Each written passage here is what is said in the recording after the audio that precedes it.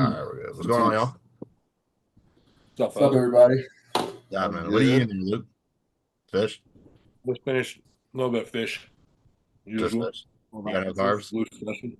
Huh? No carbs, just fish? Not in this meal, no. Yeah, just fish and green beans, bro. That's pain, bro. Well, that's not I fun. know what you What do you got there, Des?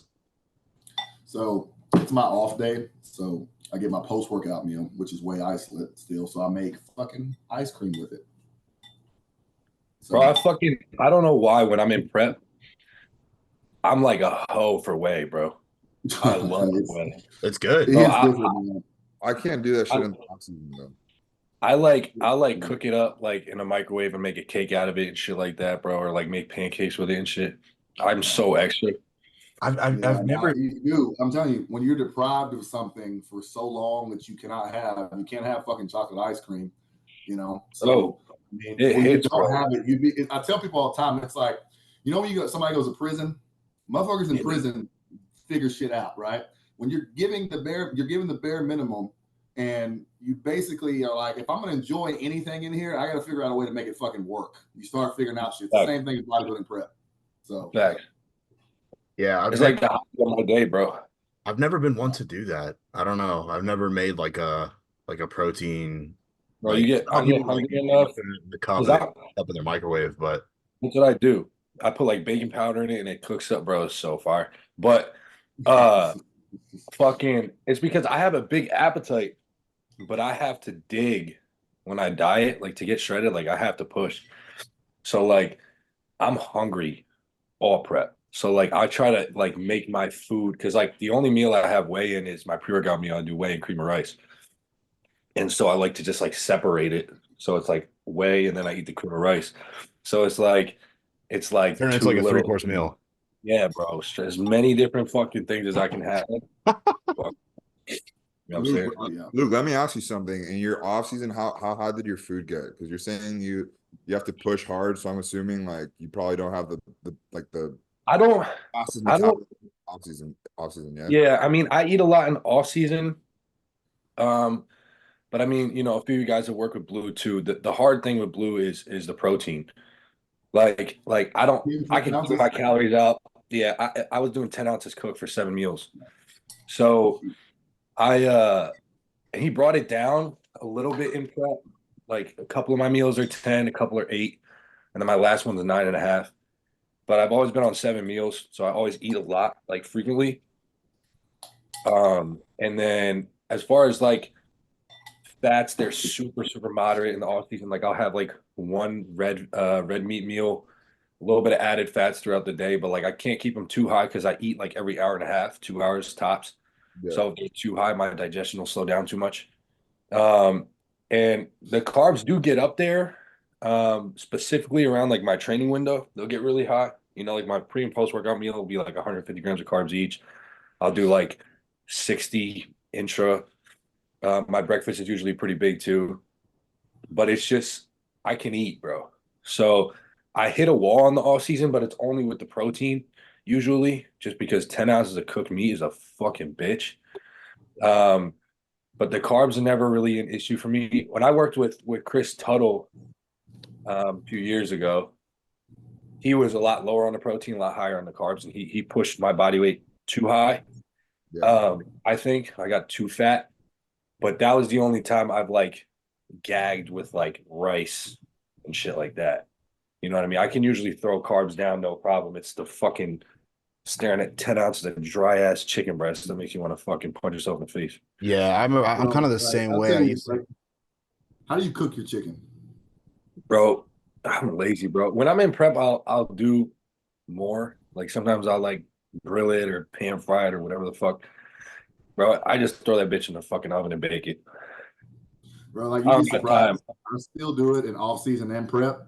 I literally boil my chicken, like because it doesn't dry out. When you boil it, it doesn't dry out like the water gets in it. It does not dry out. I shit you not. Like it's a difference maker. That sometimes my girlfriend do it in the crock pot. There's something about the crock pot, man. It breaks it down and it makes it kind of like when you chew it, it's almost kind of like a powdery texture and it's fucking weird. So You're Yeah, that's eating hardcore, bro. That's nasty as fuck.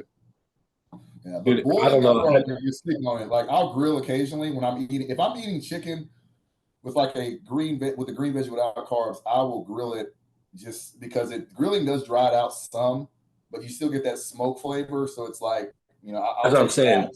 vegetables, Yeah. Yeah, I mean, baked chicken in the off season is not it at all. But right now I can eat, bro. Everything tastes so fucking good to me. I'm just like, whatever, bro. I'm trying to get Yeah. like a food processor to, cut that chicken into like little bits and just. Yeah. It's Yeah. fucked up prep how you got much, to like a bro. baby spoon. So, when you can prep, you got to get the tiniest spoon in the fucking Bro, drawer and Oh, sit for there and sure. just like pick away at it. Yeah, that's a good size one. I always like whenever I start another diet, like I buy a new set. It's Yeah. weird. I'm like, yeah, nah, these bro. aren't Buy a small prep enough. Like set. I gotta find a smaller like version. Yeah. But Well, It's that's crazy, bro. that's I crazy was with in protein, man, fucking because I was kind of the same way. Um, I used to get coached by this guy. His name on Instagram is like tuna sauce. And I was coming out of like my tuna first sauce, yeah. men's physique show when I was 18. So I weighed like 145 pounds, like on stage. And by the end of my off season, yeah. it was like 6 meals and it was like 10 ounces of chicken and like 400 grams of rice per meal. And I was just like, I was telling him, yo, I'm throwing up like four Yeah, times a that week. And he was like, it's crazy. just keep getting it down, brother. And I was like, How big you were? You were yeah. obviously smaller, right? Oh yeah, man, I was small. I'm like 5'6". I was like 145 at the time. I was like, I can't. How many meals? It was 6. Damn, bro. That's wild. See, and that's the thing is like you think about it like this. You take a lean meat, you will struggle to eat a lean meat, but if you could eat fucking like 12 ounces of like Ribeye. ribeye steak or something like that, if you could get that every meal, you'd sit there and you just like fly through like it was nothing. It's crazy, like the middle part of like a lean meat versus a fatty meat. It's different. Like Because it fucking 96 grows. for beef does not go down like 90-10 or like 85-15, whatever, something, Bro, weight fat. It does not go down the same. even No. ground turkey, like I only do 99.1 ground turkey. I used to do 93.7 like years ago. The difference is fucking crazy, bro. But that's the thing. Like for me, because of how many meals I eat, like I took last year off, obviously. So it was a longer off season, which is why it got hard for me. But out of my rebound in 2022, I got up to 8 meals a day. So 8 meals? yeah, I was on 8 meals. So I That's was literally eating every hour. So like even if like that given meal, like let's say I had a fattier cut of meat, it would go down easier and taste better, whatever. If I had to then turn around and eat again an hour later, I just wouldn't be able to process it fast enough and digest it fast. yeah, man. Eight meals a day is that's like crazy, bro. That's the thing. When you eat more, feel like you weight, you're very full fat. See, and the thing is about, appetite. I didn't, until I started working with Trey Hodge, which, was probably the best off season of my life, just the way it was catered to me was that we started using MK677. And I didn't understand how strong that shit really was for appetite, stimulation because of like the ghrelin. Right. So I started using some of that and just like popping, 2 in the morning, I think 25 mgs in the morning.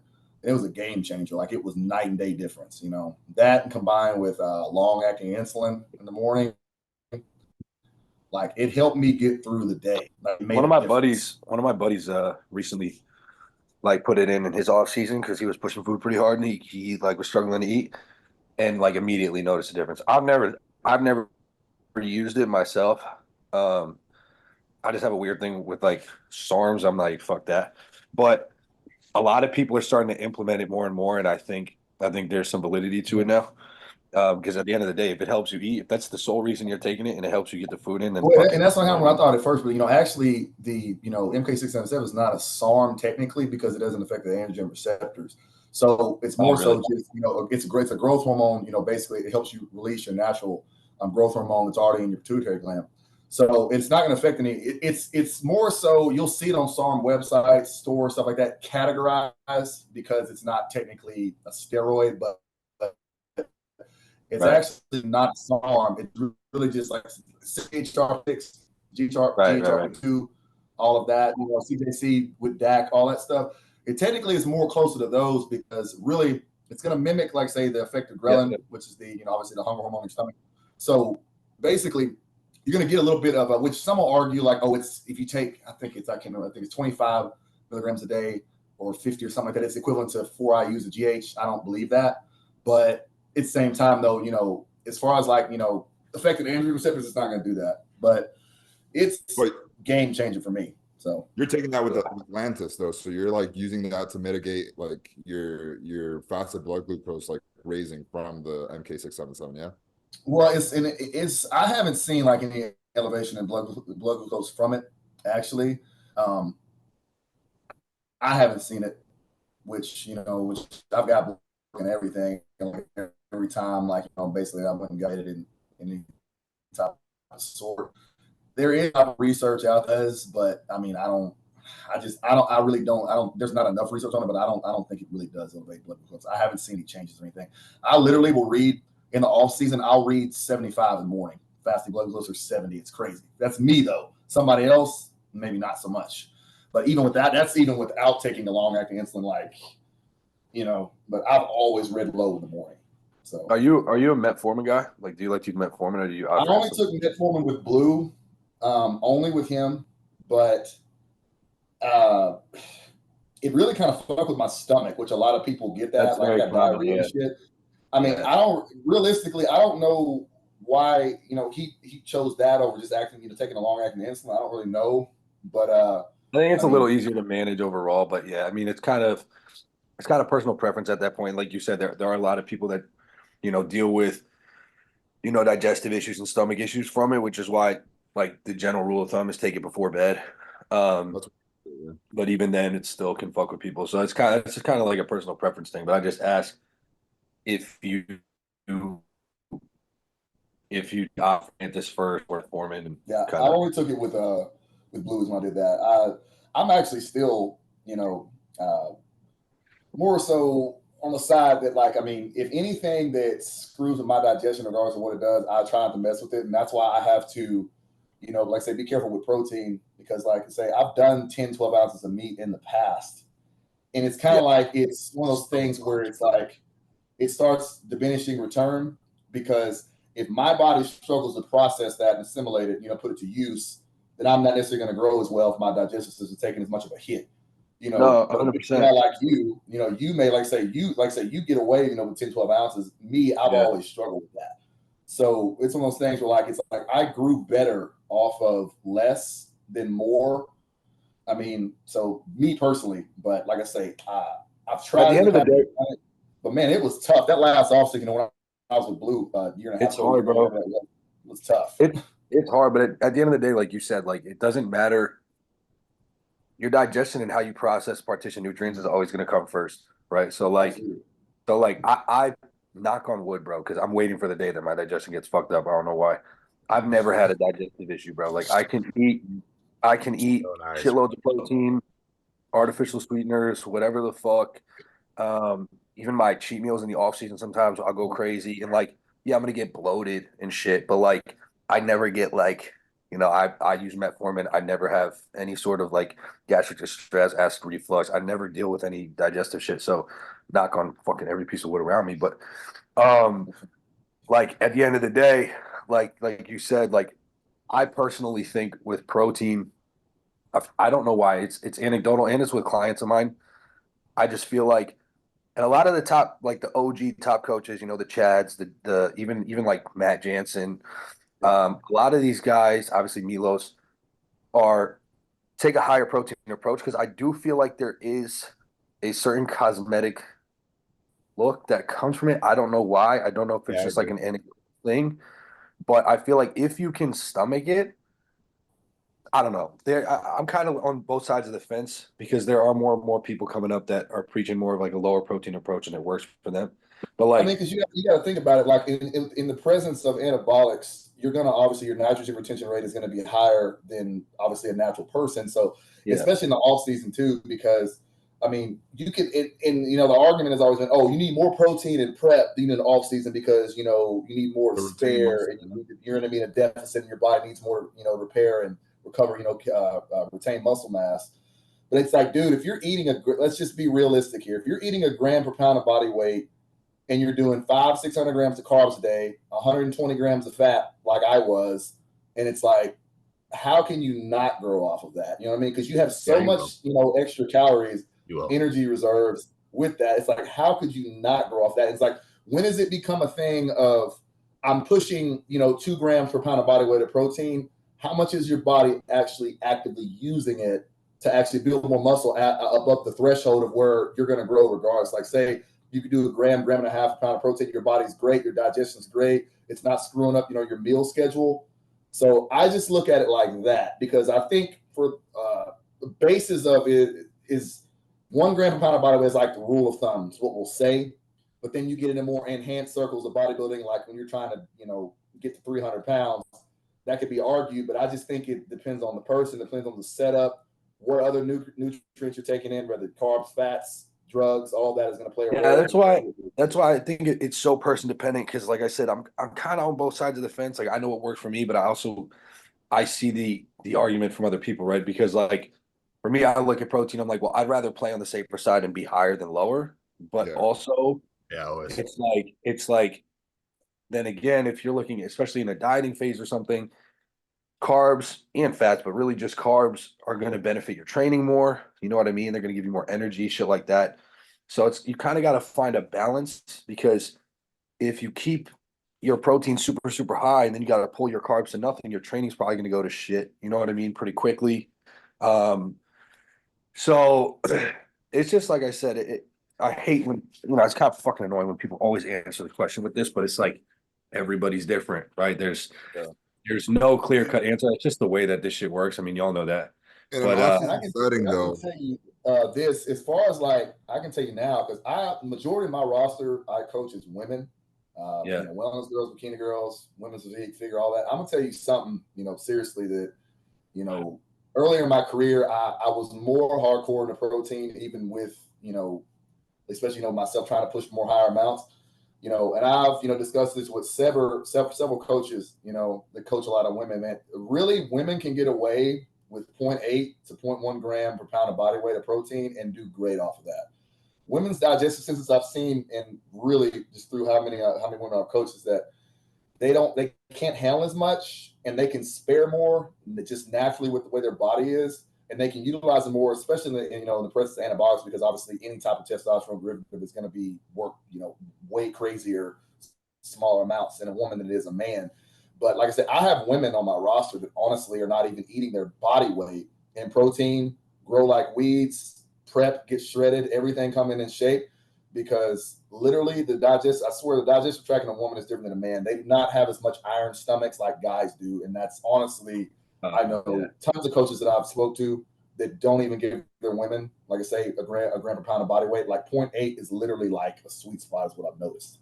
So, yeah, I've got a few female clients I work with, and I'm in the same way. I'm usually right around that 0.8 gram per pound. Like I do think that there is something, I don't know the science behind it. Like you said, you might have spoken to some people that can, more explain it on a deeper level, but like there is something to be said about how they process it. And yeah, I just don't think that, like, from a digestive standpoint, they have the ability to break it down as well as men. No. Yeah, so I've seen that a ton.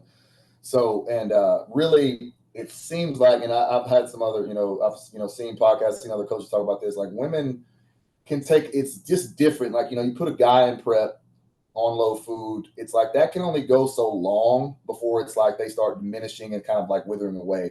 With women, they can be pushed so hard in certain situations on less food, more intensity, with say the cardio, longer duration, stuff like that, and then they come out in shape, and it's crazy, like the difference. Well, I think it comes back to just muscle mass and body mass, because like you say, it's the same thing when you're talking about like a bantamweight versus a super heavy. The balancing act you have to play when you're getting one of those guys ready for a competition is completely different, right? They'll flatten out easier, they'll spill over easier, they're training. There's just more demand from all standpoints when you're dealing with someone that carries a lot more muscle mass. Like a men's physique guy, it's generally there's a lot less push and pull you have to do with someone like that than a super heavyweight bodybuilder. You know what I mean? Because it's just there's there's not as much room for error because they're not carrying the same amount of lean body mass or muscle mass. So I feel like that's kind of the same approach with women too. Is like, generally speaking, they're not, right? So you can push them a little harder without having to worry as much about losing training performance, fullness, all these kinds of different things that People, I'm saying. as far as like responding to a drug, as far as like anabolics, like it's gonna obviously take a guy more to spare. He's gonna you're gonna look different on 500 mgs of test doing a prep than you are on 750 or 1,000. It's gonna be different, as far as like sparing muscle, your fullness, just that look. 1,000 milligrams of test looks different than 500 mgs of test, so. And it's like, it's crazy how it can sway, but it's also like, you can't give a woman even near close to what you could give a man dosing wise. But like I say, 5 to 10 mgs of Anabar goes a long way, you know what I mean, for a woman than it would for a man. And it's crazy like how much more muscle they can spare and retain and keep and be pushed through a hard prep as opposed to like a guy. So You'll see a much bigger like difference in the threshold of like what does what, especially, working with guys and girls. So I agree 100%. Yeah, I mean, 100%. At least in myself with the protein, man, keeping it high, it's like for me, I stay rounder, whether it's like prep or whether it's, off season, I just physically look rounder, but I get to a point where, saying the diminishing returns where it's just like, if it gets too high, I can't stomach it anymore. And then it's like my appetite will shut off, like off completely. Like I can't even eat anymore. If the protein gets way too high, and I literally have to eat like, it's happened to me before where I'll push the protein high, like into for me, like 9 ounces is where I'm starting to get like sick. And once I do that for like consistently for a little while, I have to eat like 2 or 3 meals for like a week to get my appetite back because it's gone completely. What's your activity level like right now? Like as far as like how much cardio you do right now in the off season, and then just how much you are active throughout the day? Well, I work manual labor, so I work at a warehouse, so I'm actually pretty active. I'm on my feet for like 8 hours. But other than that, I do like 20 minutes of cardio a day, just like normal incline treadmill at the moment. Okay. I can tell you something that this is what I didn't do this until I got with Hodge, and it's worked wonders. It's crazy, he is a big believer in high intensity cardio and HIIT. I did HIIT my whole off season with him post workout. I did no steady state whatsoever. Long intervals, believe it or not, intervals of 40-second bursts, 20-second recovery pace, and just repeating that. That's a lot of and swing, keeping that in the off season, honestly, kept. Yeah, like it's at first, man, it fucking sucked. I was like, dude, I was on there just like trying to do 40 seconds is a long time of a burst, right? But I noticed like the return of like how my appetite was. I was like, I can eat more with these, like I say, with keeping my HIIT in for the metabolic rate, the boost, and I can eat more doing this. I feel better than I would on the treadmill for 20 minutes, just kind of like, pedaling. So there's also a ton of cardiovascular benefits to a HIIT. I've done HIIT twice. Once was my last prep with Blue, just because I was pushing hard. Like I said, my last basically 7 to 8 weeks, I never really got over 30 grams of carbs a day. It was like all fish and green beans. I got up to an hour. I got up to 100 minutes of cardio, but 45 of that 100 was HIIT. But I was doing like, it was like a 20-second, it was opposite of you, 20-second sprint, 40-second, steady state. On the stairs, I did 45. I was doing the stairs or the elliptical. Yeah, bro. People were fucking laughing at me. I'm like running on the fucking stairs in the morning and shit. But the other time I did it was when I was with Tuttle, and he did it for appetite reasons. And like, like I said, cardiovascular benefits, blood pressure, stuff like that. Because like I said, when I worked with him, he pushed me up too heavy. Like I got up to 256 or 260, somewhere like that. And when I competed with him, I was 200 pounds and I was not in shape. So, I mean, I lost 60 pounds at prep, so you can imagine how shitty I looked. Where'd you start that off season at? So I went to him. I was doing my own thing before I started working with him around 220. But I was like in respectable off-season condition at that point. And he just kind of kept pushing me. And then it got to a point where I was just, I'll show you pictures, bro. It's fucking pathetic. But some people, bro, it's just like they're just gonna stay lean. Hit. Wait, what'd you say? Your internet's cutting out. You kind of broke off. No, I was saying that some people like they stay lean, so it's like you don't have to like try to Oh make yeah. them fatter if that's just how they, they. No, I'm not. But I'm not a skin. Like my body's fucked up, bro. I'm not a skinny kid, but I'm not a fat kid. You know what I mean? I'm the Like same way. I've never been big, but I was never that kid that could like eat candy and stay skinny. I was just an athlete my whole life, so I've always been in shape. You know what I'm saying? But like I was a hockey player, bro. I was like skinny kid with long hair. You know what I'm saying? I So was kind of the same way. Like it's not like I stay lean in the off season, but for some reason it's really hard for me to get like in stage condition. I'm kind of the same way. I'm kind of the same way.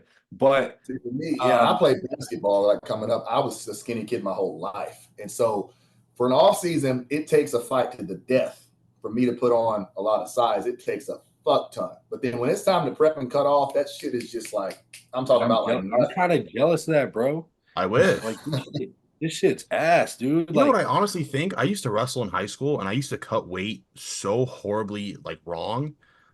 I'm not gonna lie, I think I have like still metabolic damage from like 6 years ago. probably. how did you do it? Huh? What would you do I just wouldn't to eat. cut weight? You Wouldn't be eat starved. for like 2 days. I would just, run like miles with trash bags and like sauna and crazy shit. Like, Fuck that but it was shit. so bad. Like when you're a high school kid and there's not like a lot of like, guidance with that kind of stuff, your coach is kind of just like, you have to make this weight.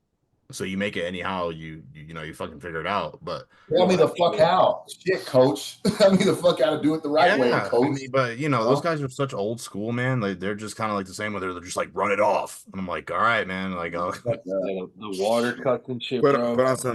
put on a trash bag, pop a diazide, hop in the sun. Yeah, bro. yeah, man. It's like, When I do was in you high not feel school, like shit? Like the day of your meet after doing that, do you not feel like shit? Like I would be, it's like, do you not think I could be, wrestling so much better if I felt good, if I ate, like going into this? I think that. So yeah, I'm but not. it was like you just don't like, man. I remember being in high school and I would wake up at like 4:30 in the morning. Obviously, I get to school at 7. My mom would follow me around the neighborhood and I would just run for 2 hours with a trash bag on and sweats. And That's then crazy, and then I bro. would be like sauning in my bathtub. So I would fill the bathtub with like really hot water and just lay in it. But I'd be on the verge of passing out. So she'd be like sitting on the toilet. Obviously, I'm in my underwear. She's just making sure I don't like faint in the fucking tub. I'm good, bro. I'm good on Yeah, that. it's horrible. Horrible. That's why me, Fuck that me and shit. Matthias were talking on the podcast last week, and someone had asked a question about the most mentally challenging sport, like whether it was bodybuilding, and I was like, nah, man, I bodybuilding's up there for sure, but I think like fight sports are have to be some of the hardest.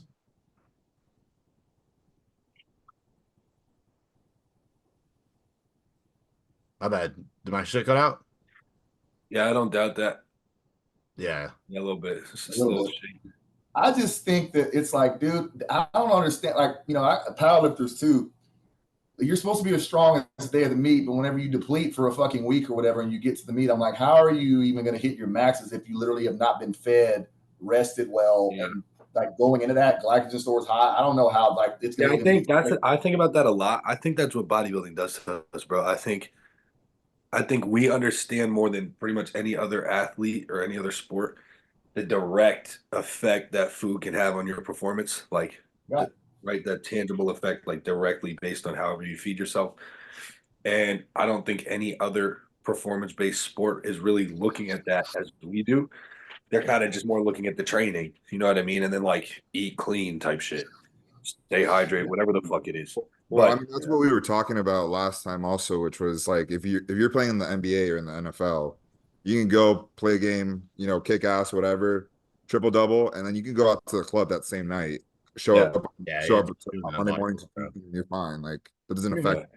Yeah, maybe after a show, like if you want to go out the night of the show or like the day after, whatever, but you're not gonna just like on a random Tuesday go lift and then go drink, with your homies. It's not gonna happen. And I just think some of that has to do with muscle mass, like just you as a basketball player, you don't have to contract and throw up weight and train to failure. You know what I mean? It's No, different. It's like you're more so just running. It's a full body movement. There's contact, and you're having to basically be on your feet. But it's different when you're trying to like, okay, I'm trying to push a set of 405 to failure and get 10, 12 reps, ass to grass after I've already done 3 sets. That's just, it requires more muscle recruitment and it's more taxing and demanding, I guess, than just, I guess, I mean, I can say I don't know for sure, as opposed to like a basketball player or football player, like trying to perform after like being, clubbing the night before or something like that and playing a game the next day. I don't know like what exactly the difference would be, but it's got to be something. We're just in tune with ourselves as bodybuilders more than a lot of athletes. I say this my bad. Go ahead, Luke. I say this all the time with a lot of my like in-person clients that I train, like my general population people. Is I'm like, most people partying, eating with, or feeling like dog shit. They don't know what it feels like to, be functioning right at a high level with. Yeah, exactly. And so like when someone like us, like we have a night out or we have a, a cheat meal or we're eating like shit, whatever, like you directly feel the effects and you're like, yo, I'm not myself, bro. You know what I mean? Whereas like everyone else, when they're doing that every other day, 3 days a week, 4 days a week, that's their normal. Yeah. So they don't notice. They're like, oh, I did this shit before, bro. Like I bounced back after a night out and I blah, blah, blah, blah. That was kind of why, like when I started bodybuilding, because I really got serious around like 2021. I was down at school. Went to the University of Miami. And when I got serious, I like cut drinking out completely, right? Like none, zero. Because I'm somebody, I know I'm a very like all or nothing kind of guy. Oh my God. And I'm like, casual drinking does not exist in my brain. Huh? Casual drinking doesn't exist in my brain. No, bro, because my thing is like, like if I was like, okay, maybe like I'm gonna try this bodybuilding shit out, I'll drink like one night a week, right? I know at 20 years old, I could go out on a Friday night, have a good time. Saturday might suck, but I'll recover by Monday or Tuesday. I was like, oh shit, that was kind of fun. I could do that again. And then all of a sudden that one night turns into 2, turns into 3. So like it's the same thing with me with even like cheat meals, bro. Like I will not have anything off plan unless Blue or my coach tells me go. Because if I step over that fucking line, bro, it's 3,000, 4,000 calories going down in 15 minutes. Bro, I can't, I'm all the way in or I'm not having shit. Like I'm not having a fucking steak and potatoes for a cheat meal, bro. Hell no. That's not even I'm having like it's 2, 3 burgers. Fucking Ben and Jerry's is the cap every time. Like I can't, it's just the way I am. So like damn, son. I knew that about myself too. But people just in general, like I think most of the time they feel like shit and don't even know it. So they think they can get away with this stuff, whether it's other athletes, even, a lot of times, like you see some of these fucking guys like DK Metcalf and like Josh Hart now in the Knicks. These motherfuckers are living off of like candy, bro. Yeah, They bro, don't it's even crazy. I'm like, what eat. fucking kind of genetics do you have to have as a human to be able to like function at They're freaks. They're also like genetic anomalies.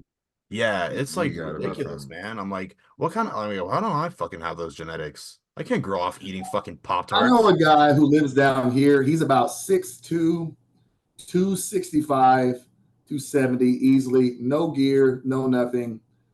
I'm talking about he deadlifts 700 pounds. He benches almost 600 pounds. Jacked is all fucking get out and eats like shit. When I say eats like shit, he drinks, the Nesquik strawberry milks and all that. When I was a kid. He'll drink one of those with like 4 donuts and a couple pieces of bacon and eggs and shit like that. And I'm just like, and then he'll work a 14-hour shift, somewhere, and then he'll go train at like midnight, and he's deadlifting 700 pounds. He does this thing where he'll bench 500, run across the gym, and go deadlift 700 pounds off the ground simultaneously with no rest. And I'm just like, how the fuck do you eat like shit and perform like that and stay at 8% year fucking round? It's ridiculous, man. You ever see people like that and you're like, am I really even cut out for this? All the time. Like you get people telling me like, yo, you're gonna be good, and I'm like, I don't know, man. Like I was like, look at all these other people, like just don't even try. Like it's ridiculous. Yeah. When I was down in Texas, I was down in Texas last year, living down there, and I dude, when I would see some of the guys in person, and like I'm hanging around them for a day or something, and then I leave, and I like, Bro, why am I doing that this? happened to me when I got to destination. I was I'm like, like, why? Yo, I look like trash, bro. How the fuck am I? It's just it plays with you because you know you're doing all that you got to do, but like, and I've been because I'm like I said, I'm genetically as I've gotten bigger, I see where my structure has potential and stuff. But bro, if I showed you pictures when I first started, like I used to get laughed at, bro. I was the last kid in my high school anyone would ever think would be a bodybuilder, ever, right? Like I was not like put on this, like you wouldn't see me as a kid and be like, he's on his way to something like that, right? yeah. So I've always been jealous of those fucking kids. I mean, I remember when I started working out, I was like in high school, as I was a late bloomer. I was like a pudgy little kid who was growing up, and I wanted, and I would see all these friends of mine that barely worked out, ate like shit, and they just stayed shredded. They stayed jacked. And I'm like, this is fucking bullshit, bro. You gave me your set of genetics.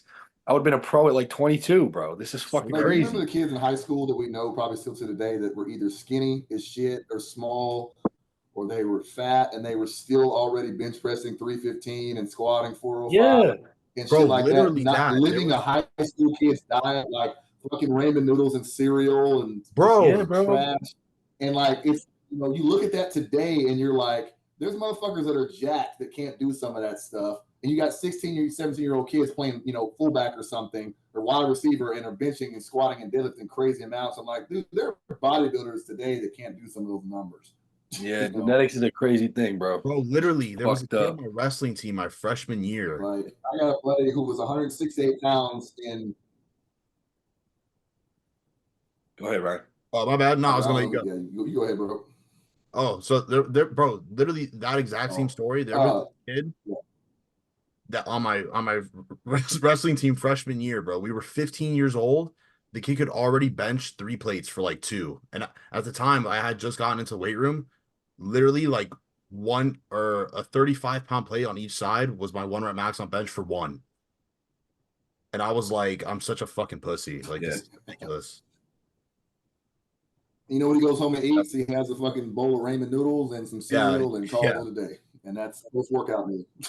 So, insane, man. I don't know where it comes from, honestly, man. I think you, like I said, you just have that shit or you don't. Like, my buddy was 168 pounds in our junior year. He was bench pressing 315 and squatting 405 for his max at 168 pounds. Ridiculous. Looks no different today and probably could still do it. Yeah.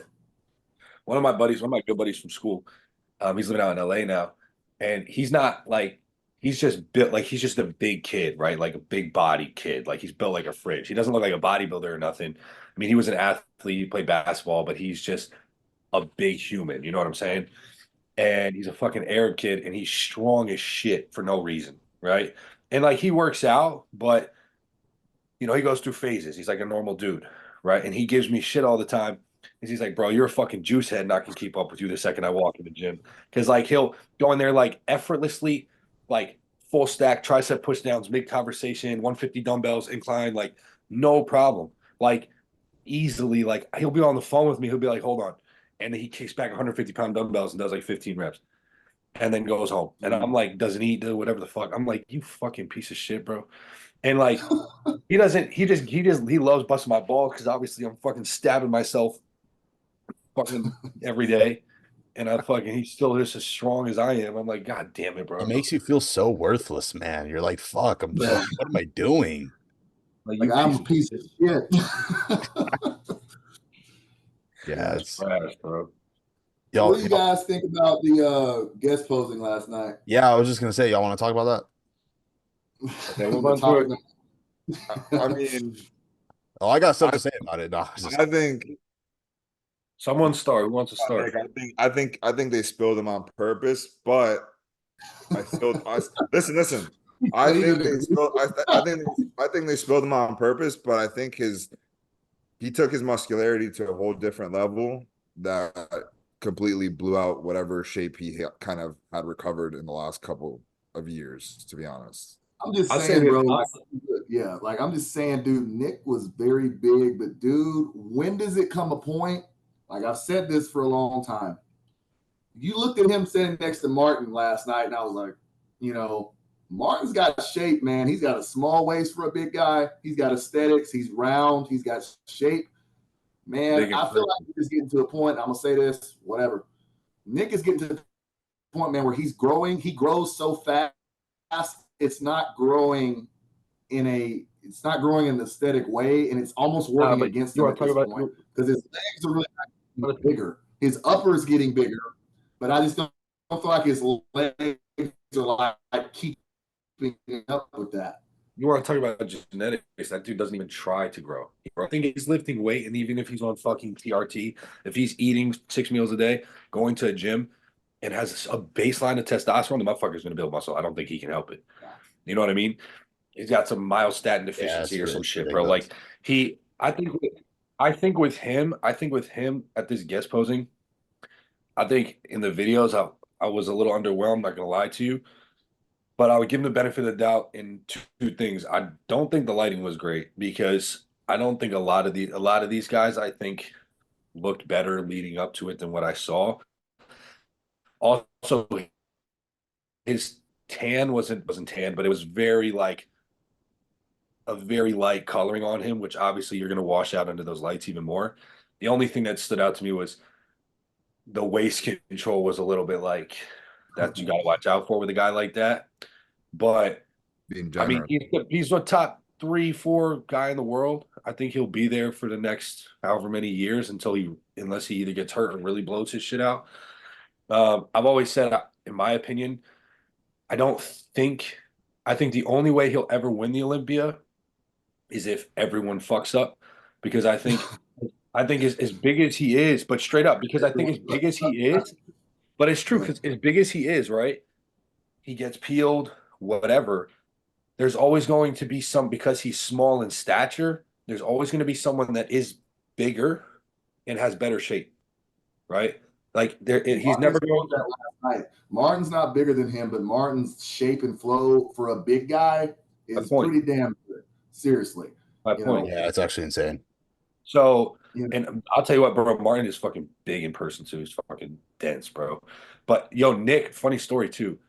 Not a lot of people know this. My first ever show I did was in 2017. I did men's physique, right? I was like I said, I went to University of Miami. I was in a fraternity, and so the kids in my fraternity were a bunch of fucking degenerates. So I kind of thought I was like working out. I kind of had abs, you know what I mean? I was maybe 170 pounds, 180 pounds. I kind of thought I was big. Yeah, I was like, yo, I'm kind of the shit, bro. So then at that time it was like it was kind of like when, remember like Christian Guzman and them were getting big on YouTube. That's what got me into bodybuilding. Yeah, he was doing the men's physique. He actually came to my school. I met him. He was doing all the men's physique shows. I was like, yo, let me try one of these things. And I dieted for it. I picked some fucking show. It was natural. I was like 160 pounds soaking wet. I had no idea what I was doing. I was still not in shape. The pictures, bro, one day I'm going to post them, and it's so bad. I took dead last the whole show. Dead last in the entire back show. In Miami? Huh? Did you compete back in Miami? I competed in the summertime in New Jersey. So it was between my junior and senior year of college. No, sorry, sophomore and junior year of college. And I was home for the summer. So I started prepping like the spring, and I competed in August in Jersey. And the only person that came to the show with me was my mom, because no one knew what the fuck I was doing. And I walk into this high school in New Jersey, and the first dude that walked past me was Nick. He was competing in the show. Oh. And even back then, he was a freak, bro. I mean, he was still like a national guy at that point. He was still an amateur. But he just like walked by like fucking Nick. I'm like, yo, where the fuck am I at, bro? Like, get me out of here. Because I looked like his son, bro. So I did the show as fast as I could. I got the fuck up out of there. He won the overall. Everyone was like talking about. He was working with Jeff Long at the time. Jeff was still big. There was a bunch of pros there that I was just like, God damn. But that kind of flipped my switch for me. That was when I was like, I want to do this shit. But even back then, bro, he was a freak. And then he's just exploded since then. And I haven't seen him in person in years, but I mean, I can only imagine the level of muscle I mean, I heard he was like, he did an interview he's close to like fuck. He's in like the 270s or some shit. Yeah. Like 5'6". Yeah, it doesn't make any sense. Crazy. So So you want me to pull up some pictures from it? We could go over it. yeah, if you could share your shit, yeah. Let me ask you this though. Like, look, I'm not trying to be that guy, but do you think he's better now than he's ever been? No. Or do you Oh, I think think he's, I think I'll his say best this. look was probably New York or the Arnold. I think his best look so far was the Arnold 21. But 21? I think you Yeah. wasn't it 20? Yeah. No. Yeah, it was 21 because it was in September before the Olympia. Yeah. And I think that was his best look. Because I think it was just like his best like show stopping look. You know what I mean? Like that was where he really grabbed everyone's attention. Like, yo, this dude is the real deal. But I think you got to give him. I think you got to give him till Saturday, bro. Nothing matters until nothing. Yeah. Nothing Yeah, I mean, matters it doesn't until matter you how he step looks on on that stage. it only matters how he looks on stage. You're definitely right about that. But I mean, Yeah. how much more can you improve in like legitimately like With a big body like that, I think you can improve pretty quickly. Yeah, dude. Some of these but guys the are waist, At freak. the same time, though, it's going to come to a point of where when you continue to get bigger, there's other things coming along with it. Like we saw the gut control. That's a side effect of getting that much bigger than you already are. And I still feel like his upper body is still coming up significantly, but I don't feel like his lower still matches. Quad sweep, the way his legs are, and I can guarantee you, since he tore his hamstring, he hasn't been able to train legs probably as hard as he wants to or could. So that's something he's already battling because his upper body is going to grow. But as far as like the hamstring tail, that's got to be holding him back some. Like, let me. That's exactly why I said what I said about him. I don't think he's. I don't like. How do I put this? When I said I don't think he's ever going to win the Olympia, right? Mm. I think it's like unless everyone fucks up, it's because I don't see where he goes from here to be lights out best in the world. You know what I mean? Like he's always going to be. I've said this to a bunch of my buddies. I see him being like a Ranch Warren-esque type of perennial top 5 guy for the next however many years he's still doing it, right? And he's going to solidify himself as an all-time great. He's going to win some big shows. He's already won an Arnold Classic. I just don't see him being the best bodybuilder in the world because he's probably the most muscular and he gets fucking peeled. And where do you go from there? You know what I mean? And like, exactly, especially because you got to look at it. The way that the game has been changing lately, and I'm obviously a classic guy, so I'm all for this. Yeah. You look at guys like Andrew Jacks, you look at guys like Samson. That is more a set when you combine mass with shape, small waist, vacuums. That's going like up, and they're a big. And Samson's a big ass dude. Andrew Jacks is a big ass dude. Dude, I'm taking that over just sheer mass and hardcore. That's exactly what I said. That's exactly what I said. That's why I said he's big as fuck and he gets shredded. But there's always going to be someone who's just as big because he's a short dude, stature wise, and has better shape. Yeah, well, I mean, we'll probably see that with Quinton. Yeah, Quinton. And I would say that, Andrew Jack, if you pull up his picture, he looked awkwardly big. Like it looks. He looked good though, bro. He looked good. He looked good. It's the way he's put together. You rarely see a big guy with long limbs, but is big at the same time. He has really long limbs, arms, legs, and he's still big. He needs to start fucking shooting his arms or something, bro. That's the only thing. But they do look. They look big. They look big. Like the tricep pain. Look at the angle of his tricep. Crazy. Like, he looks fucking crazy right there. Where he has like really long tendons, and then his forearms are skinny. So his arms. He's got the Kai Green forearms, bro. And also, dude, can someone like tell him never to fucking pose in casual underwear ever again? Right? Like, he can pull out anything for that. He didn't want his glutes hanging out, bro. He's 330. Yeah, I get it. Motherfucker's big as hell. Yeah, I just think Nick is so limited him right now. Look at his pictures; like his quads are so like short. And Nick, it's just like it throws it off so hard. Oh yeah, he doesn't. He's not. That's what I'm saying. He's not. I respect the shit out of him because of how he's just a bodybuilder's bodybuilder and how he works. Because he is super admirable. Yeah, I agree. He isn't put together. Like he isn't structurally put together great, but he's found a way to become the 3rd best bodybuilder in the fucking world. Yeah. You know what I mean? Which is crazy. Pull up Derek's. Here we go. Hopefully it's got fucking more than one picture. Derek, I don't care what anybody. That dude, that motherfucker has grown. Like seriously, like that's fucking. He's getting past that whole. You know, it kind of like, oh, he looks like a 212 guy, but he kind of doesn't. He's getting to the point of where he's like, this guy's not 212 anymore. Like, that's not his thing. You can tell this is another one that he probably don't even fucking try, bro. This dude just probably gets big, like, no problem. Well, you heard what Hani said, right? About his diet? What the fuck is this guy talking about? No flow in the comments. I don't even read eyes, dude. I don't even waste my time. Hani Rembot said if he gives him over 150 grams of carbs in his diet a day, he grows. If it's anything over 150, exactly. You know? So I mean, but if you look at him in this shape, he's maintaining his shape and he's growing like evenly. He's not like just growing in one area. He's just taking himself and is just expanding it everywhere while he's maintaining his waist. Like, his weight is what gets me because I like when you can grow like that and be big and not blow the fuck out of your waist. Like that changes everything. You know what's weird about him though? I don't like his midsection, but I love his waist. Understand what I'm trying to say? When he exactly what you're talking about, bro. When he pulls up into a front relax or front double and he pulls his vacuum, it's fucking crazy. His most muscular, his ab and thigh, they're very underwhelming because his actual waist is not like when he's not pulled up and vacuuming everything in, right? It doesn't really taper in a whole lot because he's a shorter dude and he's kind of like stocky as hell. And he doesn't have a lot of ab detail.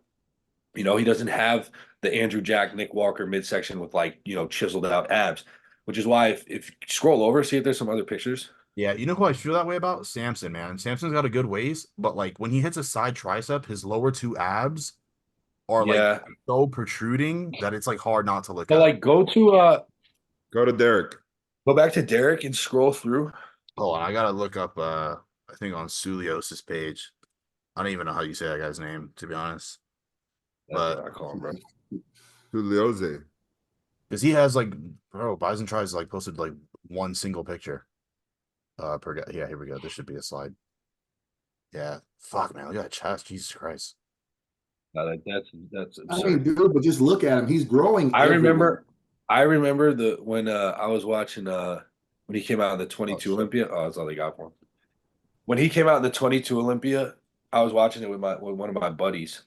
And like that was his first one in the open, right? And like everyone was eager to see how he would stack up.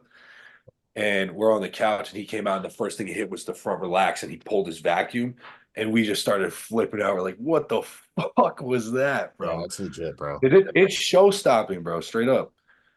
But do you think that his, like I say, you know, they've always talked about his conditioning. Like it's crazy how you see a guy like him get shredded. He has strided glutes. He has no fat on him, but he still has that look about him to where he's like he could be harder and grainier. You know, something about dude. It's literally just have like the you know when you hit him most muscular in your chest just like go to his page through the middle. Go to Derek's. Go to Derek's. Like you look at Hadi Shufin, and then you look at him. You see the difference in grainy. Like you see lean shredded, then you see grainy. It's different. It's like I don't know if it's a layer of water on him. If he's carrying just a small layer, or if it's just like his skin texture, or just how grainy. I used to think it was a muscle maturity thing, but now this motherfucker been maturing. It's like still not. And I have a theory that I feel like I feel like it's very genetic based. I feel like some people, when they develop a certain amount of muscle in an area, they lose detail. Like it's too much. You get what I'm trying to say? I agree. 100%. You know, when guys you'll see it like in their amateur careers, they'll lock their knee out and there's feathers all throughout their quad. 100%. And then they put 30 pounds on and they have no more feathers. Yeah. That's when, you know, they argue, they say, you know, growth hormone, because growth hormone basically it changes your look over time. The higher doses that you run, it does change your look somewhat. You know, some guy, and I've heard some coaches argue they're, you know, picky about how much growth they use in the prep, because how it can kind of take away that grainy, drier, hard look, because there is a layer of water that comes with it. But I mean, can't remember who said it, but somebody said like how the abuse or the use of the doses of growth hormone today are so much higher than they were back in the 90s is what they claim.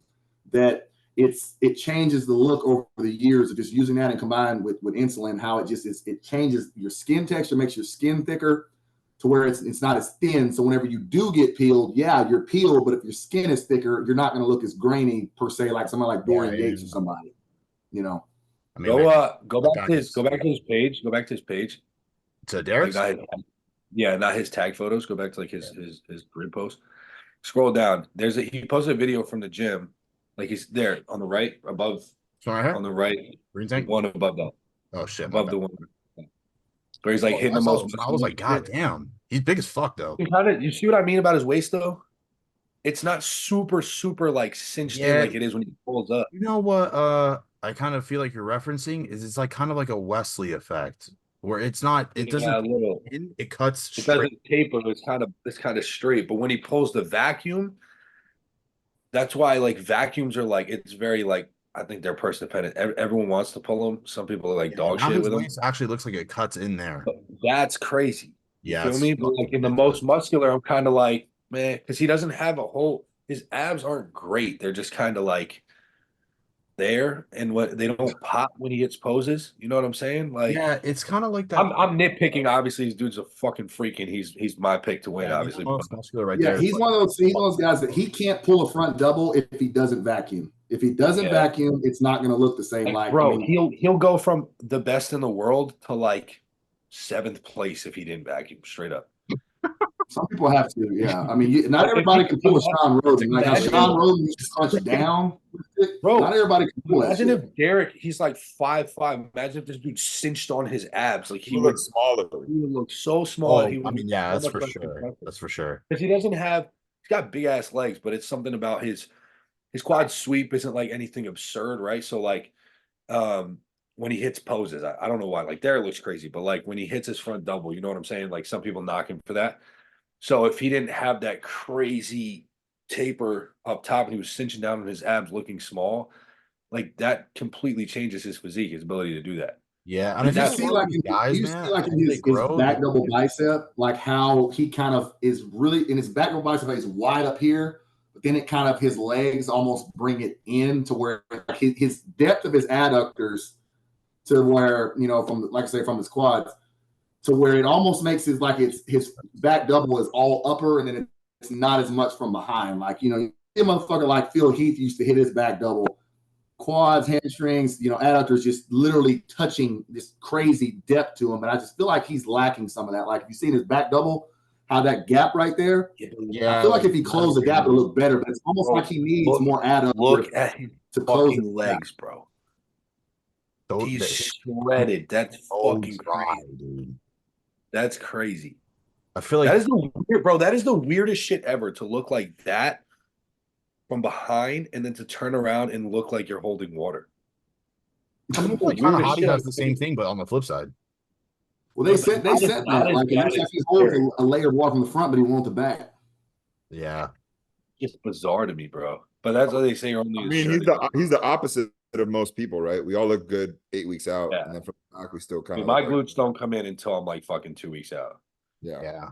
At last minute, like. Yeah, this season I ended up chasing glutes and I lost my whole physique. Yeah, you got to be careful with that. I would like to see him like kind of lower his elbows here and like level that out a little bit. I think he does that to showcase his arms though, since he lacks them though. Like, am I the only one seeing it though? Like in his lower half though, I feel like it could be denser to where it's like if his adductors touched, he would definitely the adductors. I'll agree with you. I think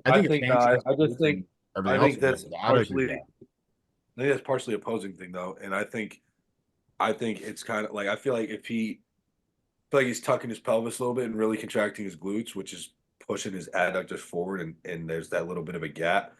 But I think the detail he gets in his glutes is some of the best we've ever seen, period. So I think that trade-off. Because when you pose, I mean, ideally, you want to like position your feet to where your adductors are touching, but then if you put your feet too close, then you don't look like you're taking up as much space.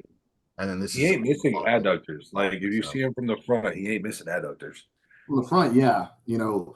But you do have to pick because if you put your legs together, you get less glute striation. If you spread your feet apart like he's doing, you're going to get crazy glute striation, depending on how you pose that.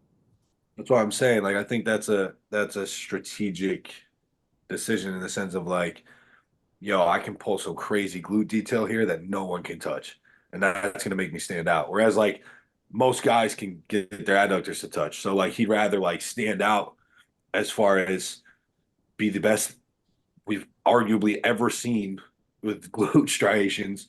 You know what I mean? That's gonna make him stand out more than just closing that little bit of a gap that he has. Look at some of the other guys. Samson looked this. I mean, Samson looked What do great. you think about Hunter? Yeah, He looks big, bro. He looks big. But he always looks good in the offseason, I feel like. But he does look bigger. Yeah, he does. I just can't fuck with the hat, bro. I think he needs to be careful with his waist. I think his waist over the years has gotten worse. Just pushing He used size. he used to talk about his small waistline, and I'm like, Where? I'm just saying that like you can only push the growth envelope so long before it's like, all right, you start kind of like taking away from your shape. And I just feel like with him, he never had the greatest shape in the world, really. And now that he is getting as big as he is, it's starting to kind of go against him. I mean, you see that shit like right there. I get he's not obviously peeled, but I just feel like some people can get away pushing, size hard, keeping the waist. Definitely not everybody can. I feel like he's one of the ones where it's going to be one of those things where he's kind of walking a thin line at this point. Yeah, I mean, you could just tell, like, you could look at him pose and he's trying so hard to hold it in because, like, this is like a 30-second, like, mandatory run through and he looks like so out of breath. but let's be fair, bro. Bro, when I was 275, 280, you put me on a fucking stage like that, I'm not. Oh, 100%. 100%. Bro, like he's deep off season. He's deep off season. So like he looks phenomenal I forget for the that he is. point. I forget that he didn't compete this year. Yeah, you're 100% Like right. he's not even in prep. He's still pushing his weight up. So he's hitting peak body weights and looking that good. So it's like you got to be because people be so hard on these motherfuckers. Like I'm not showing y'all what I look like when I'm fat as hell deep in my office. I'm not getting on the fucking stage. Are you kidding me? Oh, hell no, I dude. would get fucking like Not you guys know Brady King? Yeah. Yeah. You remember a couple years ago when he was pushing up to open, he did a guest posing. Yeah, and they all shit on him. Oh, he got crucified, bro. But like he needed to push his size up, but like he got murdered for looking the way he did. And like so some of these it's like sometimes you gotta push up. And this dude is peak off season, like still touching new body weights, like I said. It's okay if you got a little bit of a heavy breathing stomach and your gut pops out here and there when you're eating fucking 6,000 calories. You know what I I mean? actually, Like, this was not too long ago. I was like defending Hunter in like a comment section on buys and tries because I had done the Tampa Amateur and I had seen Hunter backstage. It was the first time I'd ever seen like a legit, like not a local open bodybuilder, but like a high end level pro open guy. And he was backstage with his wife, and I was in the pumping room, and I just saw his arm, and I was like, this is the craziest shit I've ever seen in my life. Like, so Jordan Hutchinson obviously did Texas last year with Hunter and Andrew, and everyone talks about Andrew being freaky in person. I've never seen Andrew in person, but Jordan was telling me about how Hunter was the one that was like, "What the fuck is that?" Because he crazy. Like his and I saw Hunter. I've never seen Hunter, posing, but I was at Nationals last year, and he was at Nationals, and I saw him in person in clothes, and that motherfucker is fucking big, bro. He's like straight up him. I saw a ton of pros there. Obviously, I was around a lot of pros in Dallas and stuff. Him and Stu are the two dudes that I saw that I was like, "What the fuck is that, bro?" So Like is Hunter eating he's eating his food now, right? You remember how much hell he bro, caught for that? I used to, bro. That shit used to trigger the fuck out of me. Yeah, is he because I remember he caught so much hell for that. Is he like eating like He now? apparently He's eating whole he's foods eating, right now. Yeah. Man, because that's legit, bro. I don't like it. Yeah, That Archer's no, so Martin's good. I fucking don't like his epic, vacuum that much bro. though. Because he's I got like a his back. I don't think he small can crush that. I think his waist is great for a guy that big. I don't know if it's just me, but I literally feel like I can't do a proper lat spread if I grab my trunks. I feel like he I can don't know do why better if he people didn't do grab that. their shit. That shit annoys so me. weird. But I would say, honestly, I remember what he used to look like when he was an amateur. I think he turned pro with Nelson Jones. I think when he did in Nelson 2020. put him on the So map. good, man. When Nelson was like, coaching him, but he came in great condition. He's always been peeled, and I really, obviously, respect somebody that gets fucking crazy striated glutes and peeled and all that.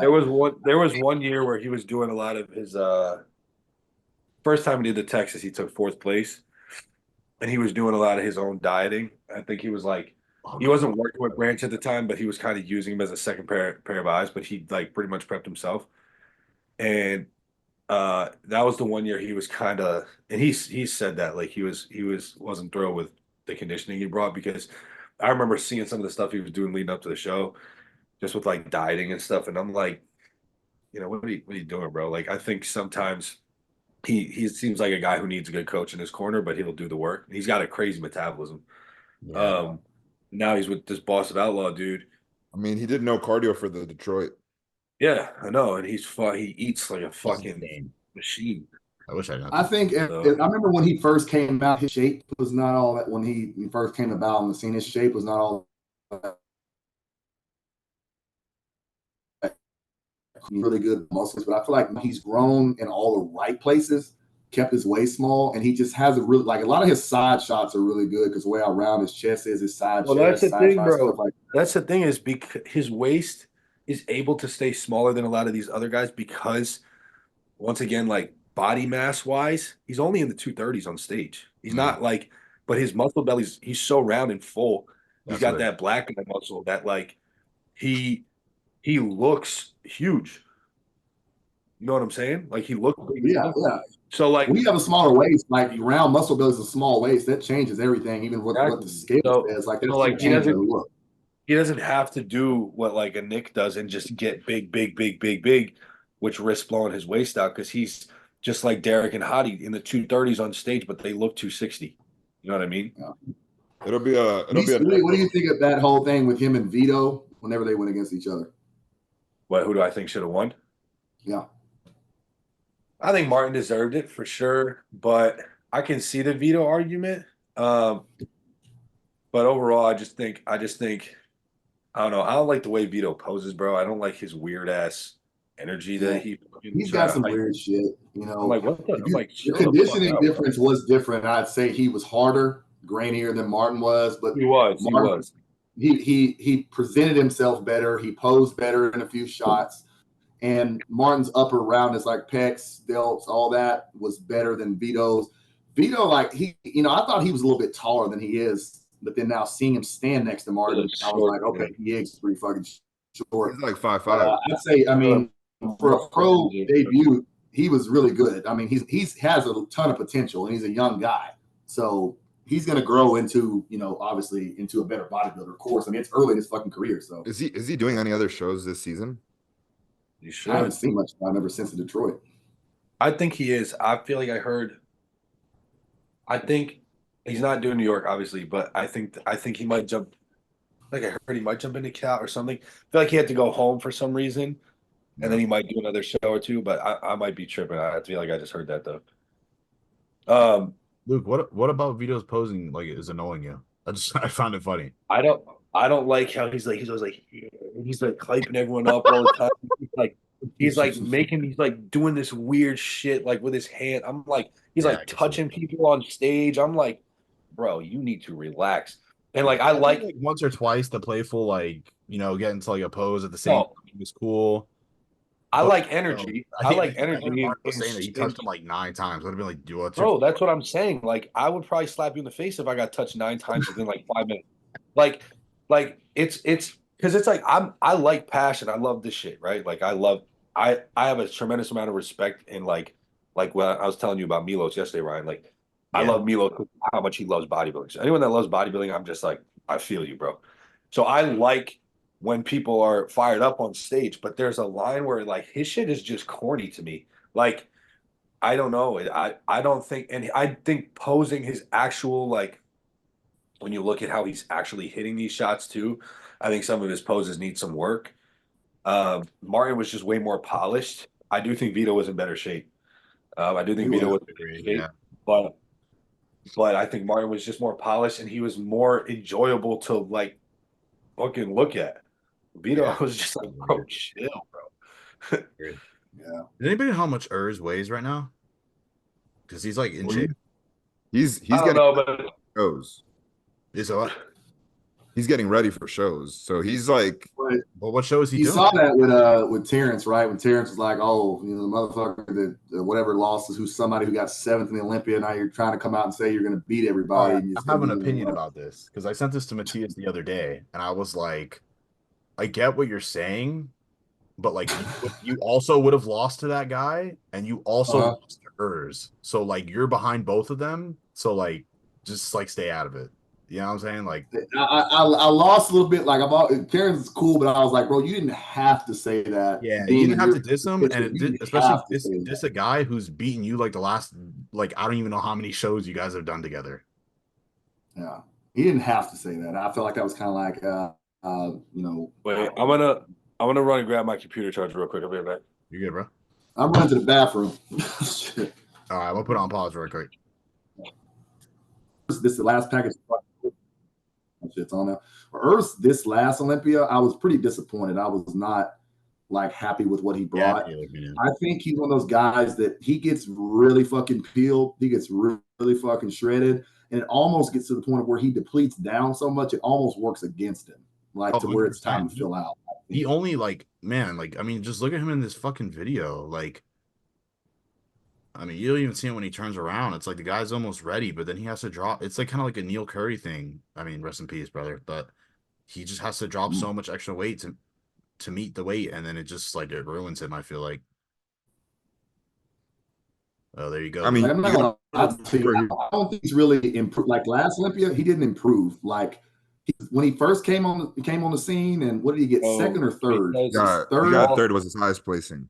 All he Yeah, does, and then ever since then, he's not gotten any better. He just looks all like he does him. is compete. He competes. He doesn't try to grow like because he can't. That's why I hate seeing guys that get tied down by weight classes, bro. Because it's like you're gonna waste so many years where you could be, technically bettering your physique. Like he can't put size on. So all he does is compete, compete, compete, compete. He has no time to improve. How's he gonna get better? He's just gonna. It's just gonna be like how well he peaks versus not, and that's going to marginally change where he places. But he's going to get peeled. He's going to get hard. But it's like I don't see him really bringing up any body parts. I think he's at where he's at, and that's why I don't agree with like say with the whole like weight classes how they go. There needs to be some type of thing that changes that because when you got a guy that's a certain height that is trying to hit a certain weight, and it's like, well, you can't grow if you want to stay there, but you can't go to the open. You got to stay classic. It starts making a clash, and it's almost like it's unfair. So I mean, he's not going to bring up those arms if he stays in classic. Yeah, I mean, he can't. Like he's maxed out. I think both of these guys. I also think Ramon would be fucking sick and open. Yeah, I gotta be honest, man. When I look at Ramon, I don't think of a classic physique. I don't. Well, his posing half the time is also, I won't say it's shit, but if he does those things they tell you not to do. Like when he does his back double, he brings his arms down too low. When he does, he doesn't raise his chest up on his front double. He doesn't raise his chest up. He just kind of, he crunches down a lot of stuff. Like a lot. I've been saying it for a long time. Who is posing him because Aceto coaches him, right? Yeah. And I guess he's not telling him. I guess when he sends his check-ins, he's not saying shit like about his posing. He's just looking at his physique, and I'm like, some of this stuff, man, you're past that point. You're in fucking Olympia. You gotta like fix that, like seriously. Yeah, it's just little things, like putting your peaks above your front delt and shit like that. And he just, he has more width he has more width to show than he does, and I don't know why he doesn't show it or why nobody's saying, "Hey, bro, just take your arm and raise it up a little bit." I mean. I've heard it's like Ronnie, man. Like nobody ever taught the 8-time Mr. Olympia how to fucking pose. Not once. You know what I'm saying? It's that sort of thing. I've heard he's still kind of new to everything. Like he hasn't been doing this very long. So there's room for him to get better, even just with posing stuff. Urs, I don't see the trajectories much. What did you think about him like doing that 6-week prep for like the Arnold? I don't really understand it, unless it was just for a check, I guess. Yeah, he didn't end up winning. So, I I mean, that's what happens when you half-ass a prep. Yeah, I don't know. This guy is.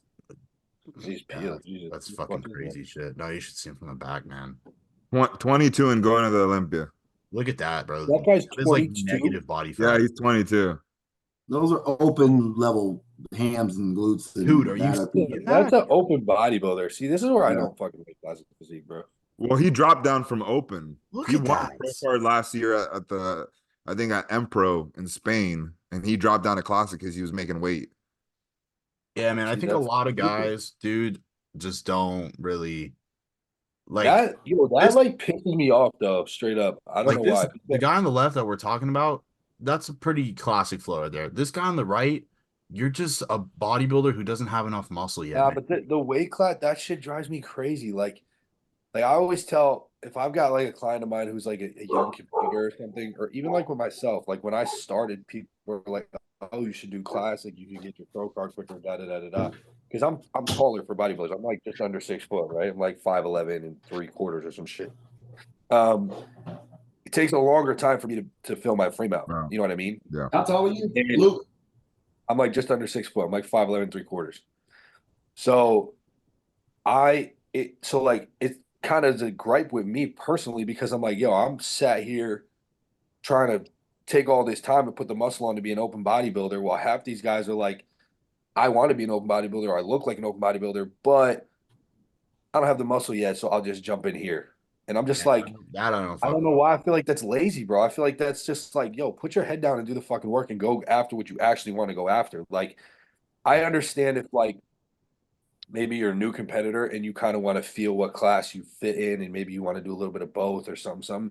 But if you know in your heart of hearts, like, yo, I want to be an open bodybuilder, I want to get big. Like after my first show, I was already pretty close to my weight cap. So I was like, I'm not doing, I had no, I wanted, I've always been drawn to the Jay Cutlers, the Dorian Yates, the freaks, not Arnold. You feel me? So uh I always knew what I wanted. So I was like, I don't care how long it's gonna fucking take. Like I'm gonna put my head down, I'm gonna do what I gotta do. Um, to get to where I need to be competitive at my height. So that's why I get annoyed when I hear people like, "Oh, well, I want to do open, but I met the weight requirement, so I'll just stick with classic for now until I get Yeah, bigger." no, I agree, man. Because I think a lot of like classic is almost like a figure, man. Like it's so structure based, you know. Like I'm looking Yeah, at this guy right here, and it's like that's just you. That's you don't have classic that's structure. why. That's why even though Terrence has fallen off, he's like a perfect classic guy. That's what I'm saying. Like I I Because I He can genuinely improve, compete like you classics said, because about I your love. Earths or whatever. Terrence really can't improve what he already has because he's too little. Like he's small. Yeah, He has great muscular development. He gets peeled, but he can't blow up. He can't get any bigger. And to respond to what you said a minute ago about weight classes, do what you want to do. I think it's harder, man, especially like, I'm 5'11" and a half, 5'11" 3/4. I think roughly the same height you are, Luke. yeah. If we, like I said, I'm not I'm not saying classic at the same time. It's like you gotta kind of pick and choose because a lot of times in open, you're gonna go against a lot of big guys that are shorter than Yeah. you, they're shorter than us. We bigger than all of them with your height, and to fill out a frame like that and get that type of size, it's gonna take a cost of like, do you want to push your body to that limit? Do you want to risk the possible health, No, deterioration of it of trying to get 300 pounds? 300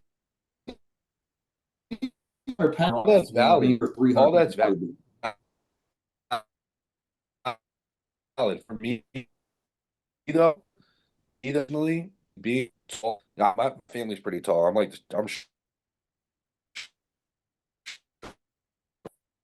Like for most people being 5'11" ain't for a bodybuilder. In bodybuilding, also the benefit of if you have a good structure and you don't look like you have too many better next. I look bigger and better next to somebody than I do on my own. Whereas like someone who's 5'4", round and full as fuck in a picture looks like Mr. Olympia. They get on stage next to a dude who's 5 inches taller than them and has decent shape, decent structures and shape. They're gonna get smoked. Right. But for me, the biggest thing with bodybuilding that I fell in love with the most, I would say, is just like chasing progression, chasing like the what you feel is almost not reachable. You know what I mean? And I feel like the day that I get to a point where in bodybuilding where I'm like, I can't get better, or there's a weight cap, or like I want to get to 300. Obviously, there's health ramifications. I'm not, delusional, but that pursuit of seeing how far I can take it is what fires me up. You Yeah. feel me? Yeah. So it's like, Yeah, like you said, younger guys, obviously in the amateurs, so we have the room and the time. We're not already in a place where we're stuck. Right. But that's why it's a person dependent. I think the biggest thing is you need to have a conversation with yourself and figure out like, yo, why do I do this? What do I want? What is my end goal? And then put a plan in place to get there. And a lot of times people chase, like I had so many people tell me after my first show, oh bro, cross over and do classic. You could go do this and da da da. I'm like, no, why? Because if I do get a pro card in classic, like I don't want to stay here. I want to keep getting bigger. So like then I'd be a shitty ass open pro bodybuilder. Like I'm good on that. You know what I mean? Like, so I just think you got to really evaluate what your personal goals are, where you want to end up.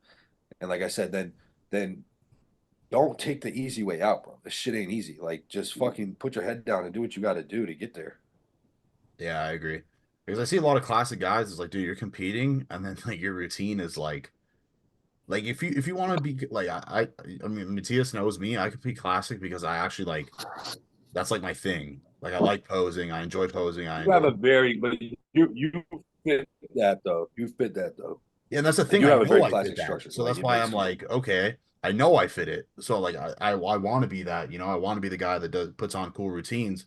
But I think a lot of these guys, like it's exactly what you're saying. It's like you're going on stage and you're fucking hitting mandatories to Godsmack. It's like, dude, this is classic physique, bro. Like, what the fuck are you doing? Like Yeah, and you're in I the think wrong that's the thing category, is bro. that some people just don't have the rhythm. Yeah, some people don't have rhythm, some people have flow because it takes effort. You damn near got to be a pose. Sometimes if you really want to get noticed in the class routine, you got to damn near be a posing dancer, like almost. You Yeah, know it's what I literally what mean? it is, man. You look at the guys like Breon, the Black Swan, who literally go up there and do damn near ballet and shit like that, and you got guys that really just pose up, the fluidity of it. And then you got like I don't think Chris Bumstead is.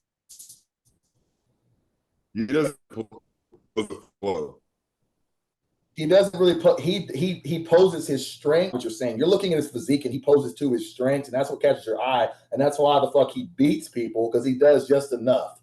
I think he does a lot of Arnold stuff, which Arnold stuff was, you have to have that type of look to pose that way, and I think he poses to that strength. But then you get somebody like Terrence who basically gets out there and fucking dances almost, but that looks great on him. Like Terrence can't pose like Chris. You know what I mean? It's not going to look the same. It's not the type of structure. So you got to kind of pose to your abilities. If you look at it, like Chris doesn't do anything like it's all classic stuff, but it's like the basic stuff that it's like, his front double looks great. His front lat, which is technically an open class, but a pose, but he looks crazy in it. His twisting back double bicep looks great. He poses to all his strengths. He's not out there trying to out necessarily routine somebody. He's like, he can beat everybody in every mandatory shot. So. Yeah, I agree. Like he's doing it like when he does a routine, he's doing like classic shots, but he's kind of just like not really doing any fancy transitions where Terrence is like fucking, like doing like shit nobody can even think of doing. So yeah, Well, Terrence, bro, straight up, Terrence is one of the best posers ever. yeah, it's ridiculous, man. Like if I had to make a top 5 poser list, I think it would be Bob Harris, Terrence, Kevin Levrone, Sean Ray. And I can't even think of fourth, honestly. Honestly, I would put fifth. I would put Kai Green. It's not my style of posing that I I don't like it. I don't like how Kai Green would yeah, me pose. neither. It But just it's looks like like, bro, I ridiculous. almost what the like fuck are you doing? Like in some of that stuff you're doing. Yeah. Like the Like Dirty in Diana. Generation Iron when he was on the side of the road or by the subway or Generation Iron when he was dancing with like a mask. It's like Man. exorcism is going on. Some shit. I'm just like, bro. I'm like, bro. Yeah, it's crazy. Proposal too, though.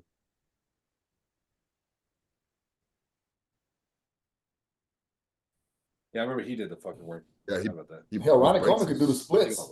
Shit. Yeah. So wild. Andrew too. Yeah, he does the little crank where you put your legs in it and you crank it and stretch your legs and all that shit. He does that. I've seen it. Yo, so Des, you want to spill the beans on your prep, bro? Yeah, I haven't even announced anything. This is probably what, if you're watching this video, now you know I'm in prep. So, but yeah, I've been prep since February. Smoothest, probably most, I don't know. I guess I can put this on the best prep of my life. I've enjoyed this prep, and everything has just clicked. Like, my metabolism has been doing every single thing we possibly wanted to, and it's to the point of where, like, I'm barely doing any cardio, hitting new lows every week. I do 20 minutes now. My update, he sent me my update yesterday. I'm doing 20 minutes fast on the elliptical, level 15. And I'm doing 10 minutes of hit 3 times a week now. I was doing 4 times.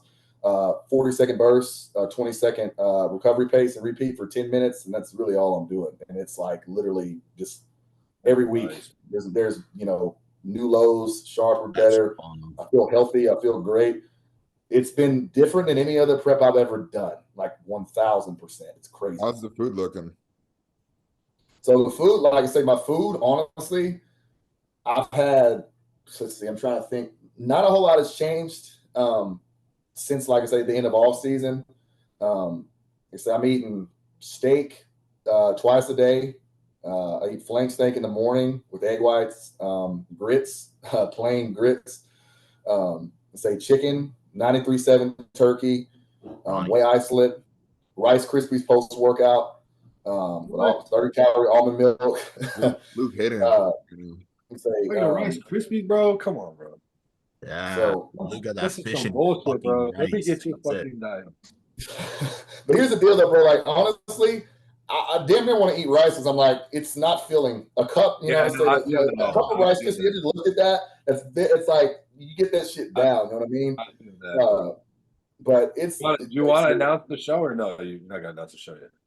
Oh, so I'm fucking saying I'm doing Junior Nationals June 19th. So 6 weeks out.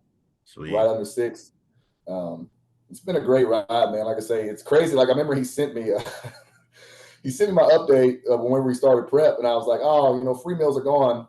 And I was like, it says on Saturday 1 free meal every week, and I'm like, okay, all right, So, but it's, dude, like I say, we pushed really hard out the gate and to about right before we got onto the tail end of prep, and then we started pulling back everything. And I'm doing, free meal on Saturday, refeed on Monday, and a refeed on Wednesday, and literally it comes right back off. By Saturday, I'll hit a new low. It's nuts.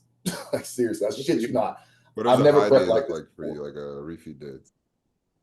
So a high day, I'll tell you right now, is on Monday, I double my pre and post workout carb sources. So that comes out to about 18 ounces of rice in my pre-workout meal, 6 ounces of chicken, and a tablespoon of honey. That's what that looks like pre-workout. And then post-workout, double my Rice Krispie meal, double my honey, and then he added some more rice to my other 3 meals that are my normal meals.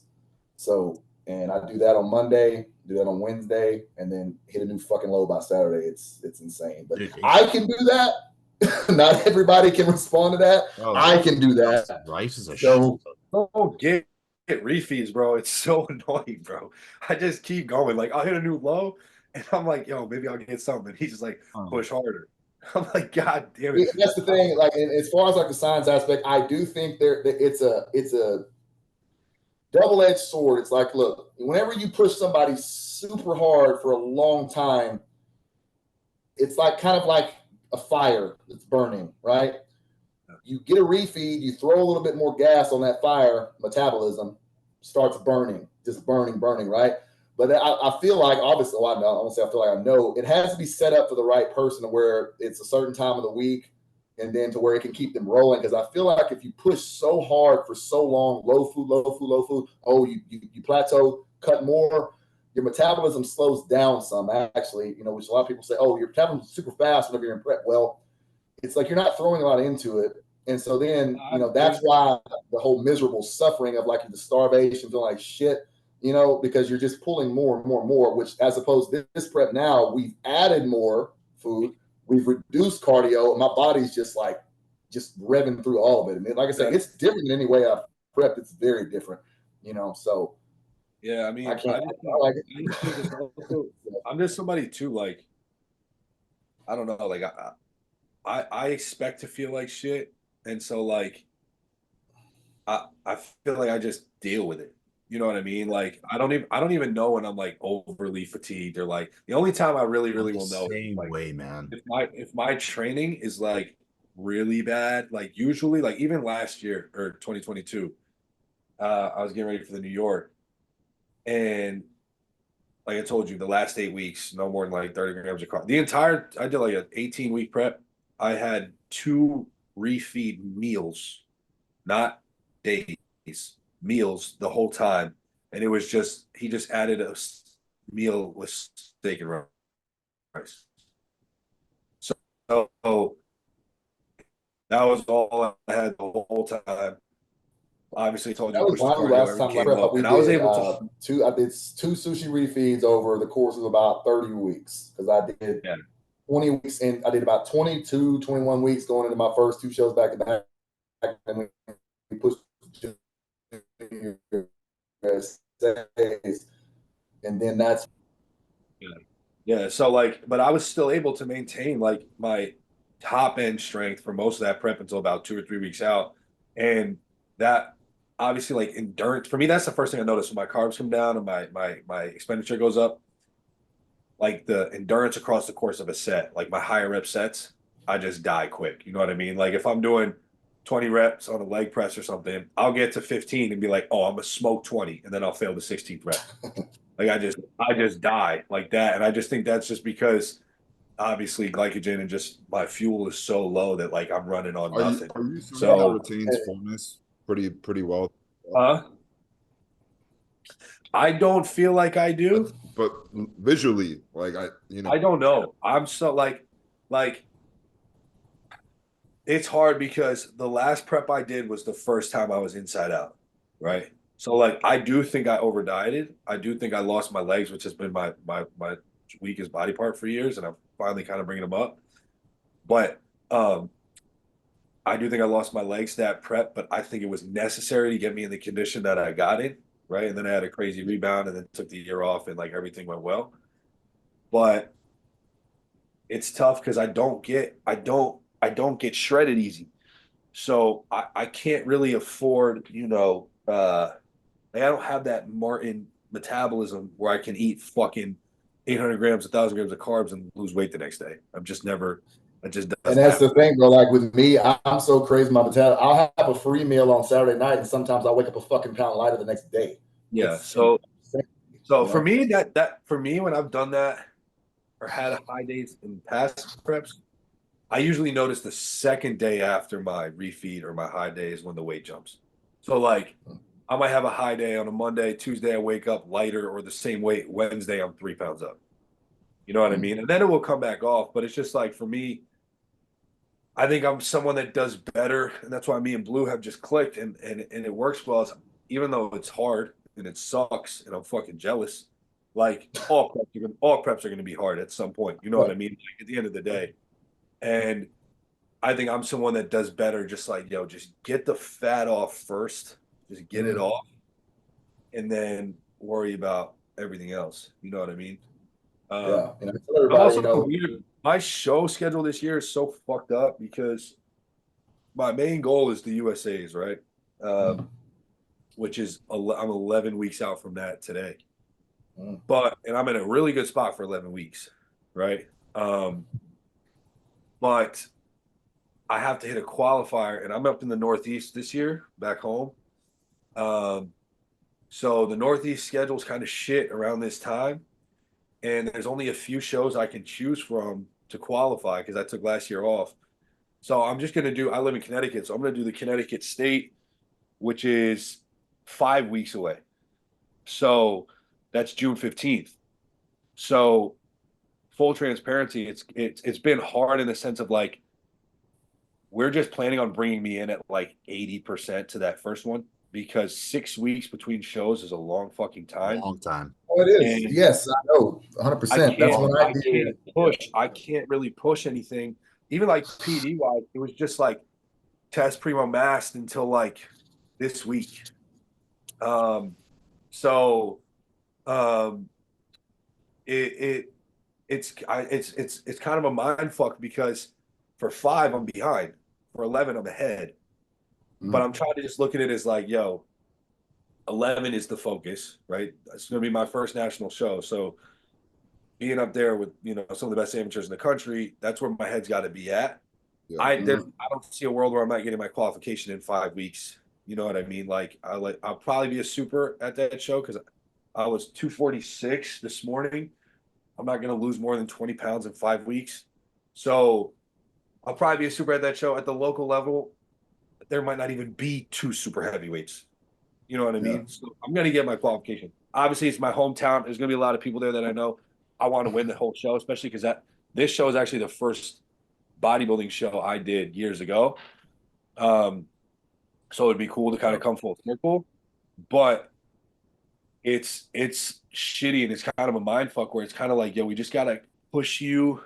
Like me and Blue were talking, and he was like, at your show in 5 weeks, which is 6 weeks out, technically, right? I want you to look like you're 4 weeks out. You know what I mean? And like I'm someone, like I said, my glutes don't come in until the very end of prep. I'm not gonna have glutes on stage in 5 weeks. I'll have like boxed out shape, but like maybe a little from the side, but just do like I'm not gonna have striated glutes in 5 weeks. You know what I'm saying? Yeah, but like I'm not, and it's mind fuck for me. Honestly, it's going into the USA's. I was talking to my brother about this. It's weird because I feel almost less pressure because it's my first national show.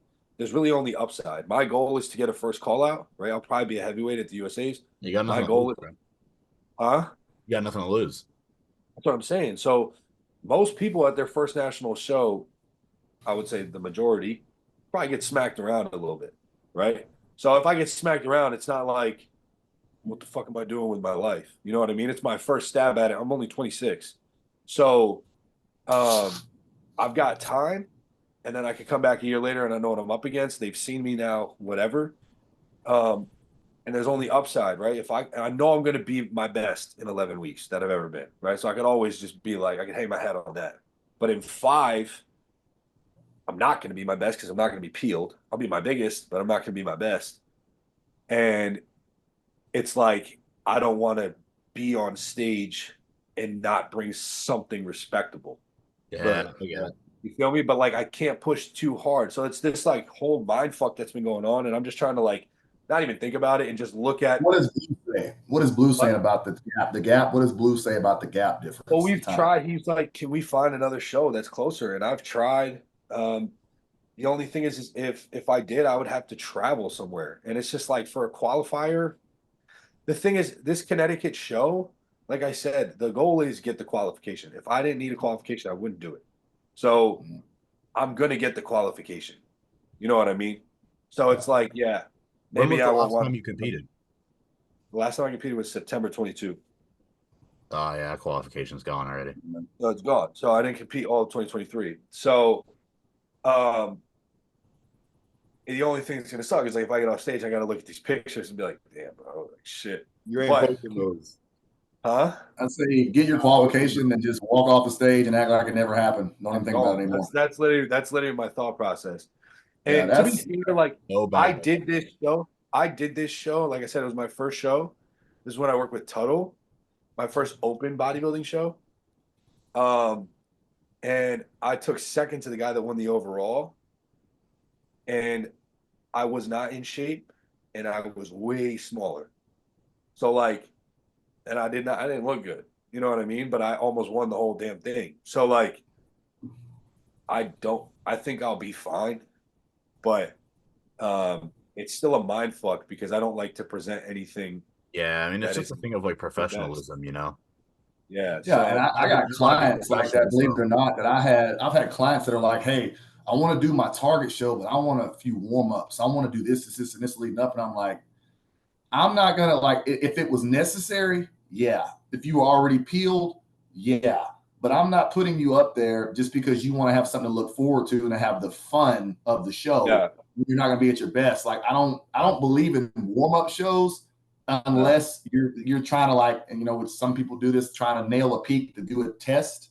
But at the same time, it's like I've had people that are like, I want to do this leading up to my show and do this just, you know, so I can have something to look forward to. So to feel like less time, I'm like, I'm not putting you up there because then you show up X amount of percent by choice, not by because you have to qualify, but by choice. They're gonna blame me for that. You know what I mean? They're gonna say, why'd you let so and so get up there and not ready? Right. Well, it's different in the case scenario of you trying to qualify because you have to, but if you just want to do it for funsies, I'm not putting nobody up there. That's what I'm saying. That like I said, I wouldn't be doing this shit if I didn't need a qualification. And because I said I've looked for other shows, even things that are reasonable, but like, you know, I'm going to be out in California for the USA's for a fucking week. Like, financially, it's a huge commitment, obviously. So I don't want to have to fly somewhere else or even a long drive. Financially commit to all this other shit away from my house. At the end of the day, yeah, I want to be a professional, so I want to present a professional physique and be professional about the whole thing. I don't want to go out there looking at it just logistically, it is what it is. You know what I mean? I just got to roll with the punches. Time's getting on, and you have to do it, and you have to do it. Like that's why I'm glad, super happy about my qualification last year. The way they changed it is it isn't the calendar year; it's the calendar year in the next. So that's why I'm hoping I don't have to qualify anymore after this year, because in a perfect world, I get my qualification this year. Obviously, that's still good for next year. And hopefully, by next year, I could be top 5 in my class at a national. We'll see what happens. I mean, like, I don't even know a lot of guys doing USA's, to be honest. I know like Beatty's doing it. I saw that Elliot Derman fucking free kid is doing it. But who knows? He does have a lot of shows, but I've heard it's been out of his control. I have friends with some guys that are friends with him. They say he's a good kid and works hard. He's just gotten really unlucky. But I think Nationals this year is going to be super stacked. But I mean, USA's, you never know. I mean, last year USA's wasn't super deep. The year before that, it was crazy. So the year before. So yeah, Stu's year was pretty good. But Stu's year was really only the supers. That was really good. That's what I'm talking about. Yeah, the supers is crazy. Those guys were huge. Yeah, and then Jordan. I'd say that the Nationals, in Dallas this year, I was like surprised. There was more women than there was more men than anything. But as far as like, the numbers and like the bigger classes, it was not like a ton of people. So yeah, it was weird though, because I think numbers wise, the classes were pretty big, but they weren't that deep. That's what I mean. Yeah. So outside of the top 4 guys, the classes were pretty because I was there and I was like, I don't know, I feel like I could stand up there with a lot of these guys, and that was kind of the first time I've ever thought that. I just think like it was either like dudes just weren't in shape or they just weren't ready for that level or both. No. Y'all want to get into some questions? It's like, now like it's the numbers in classic now. So, obviously, bro, I couldn't even, bro. I left. I was at prejudging that one. I stayed for open. Classic came on. And I had some buddies that were competing in it too, so I kind of wanted to see them, but like, dude, there's too many fucking people. There's too many people. I'm like, bro, everyone looks fucking same. There's so many fucking people. And I left because I had to go train. And I remember seeing Brady King was there in the morning. I was talking to him and he came through the gym as I was leaving the gym, and it was like 4 p.m. and they were still like finishing prejudging. Yeah, there was the Amateur Olympia a year or two ago in Vegas when it was there. It was fucking 75 guys in, I think, Class B or something. And I'm just like, if there's 75 guys, if you're not that motherfucker that walks out, that's him right there, then, you could look great and it not be good. You could look really a lot better than most guys. If you're not the motherfucker they take one look at and say, that's winner, we already saw it coming. Yeah. And that's, this where it's hard. Like in classic now, it's just so many guys that there's I feel like a lot of classic guys, obviously the less size, the less, muscle mass you carry And if some guys are naturally more slender like me, it's a little bit easier to get peeled, get shredded. So you take what's weird about that? Classic guys. What's weird about that Anton Swole kid that won the overall? I remember like 2 years. You know who I'm talking about? That classic kid, right? 2 years ago, Goob like exposed him online once because he did a show and like he looks crazy on Instagram, and then the show he did, his stage pictures were horrible. So I kind of thought he was just an Instagram kid, and then obviously this year he started winning everything he was doing.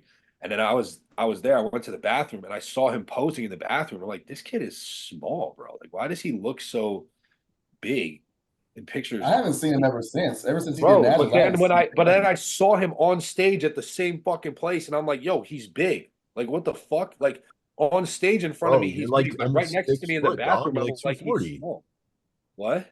You're like 240, almost 6 foot, bro. That guy's probably like 5'9", Yeah, but it was so you weird because I guess that just goes to show like structure and shit. But like he handily won that overall at like 19 fucking years old, which is crazy. Yeah, right? Like stupid. And that's just fucking, that is genetics. Like saying you can build this much muscle that early, you can get that big that early, you can have that thin of skin that early. That's just God said here.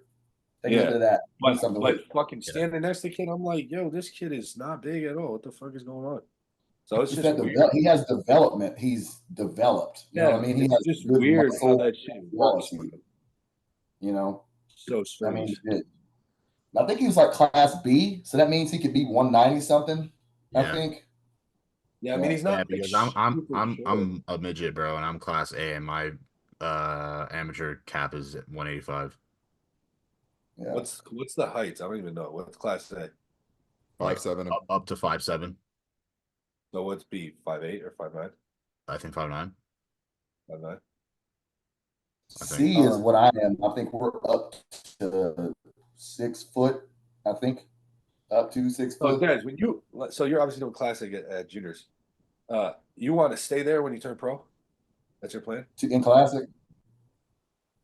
Yeah. Most likely, yeah. I know winning fucking overalls and everything. So because, like I've won 2 overalls in the Open. I've won 2 overalls in Classic. So in both the same shows, because I know I can get peeled. I know my lower half is obviously one of my strong points. So I was like, I can put on I look better in bodybuilding trunks of thong than I do in classic trunks. You know, I don't like classic trunks on me at all. I just think bodybuilding is better. Especially in the heavyweight class, man. It's almost classes in amateur shows. A heavyweight showing up in a lot of shows widespread across the country that everybody's just showing up peeled. So if you can show up peeled, you have shape, you have structure, you have a good amount of muscle quality, you can win a heavy class. You know what I mean? Depending on where you're at, based off it. You know what I mean? So I was like, if I'm going to show up, dug out, peeled, and have shape, structure, small waist, legs, and I was like, back when I was working with Blue, he was always like, you're doing both. So that's no reason Blue fucking loves bodybuilding, so of course he's gonna fucking. Oh yeah, oh yeah. So, yeah, but that makes sense. I just figured like you have taste in both, so you probably. I do have taste in both. It's crazy because I like bodybuilding trunks. Wearing them, it looks better on my physique.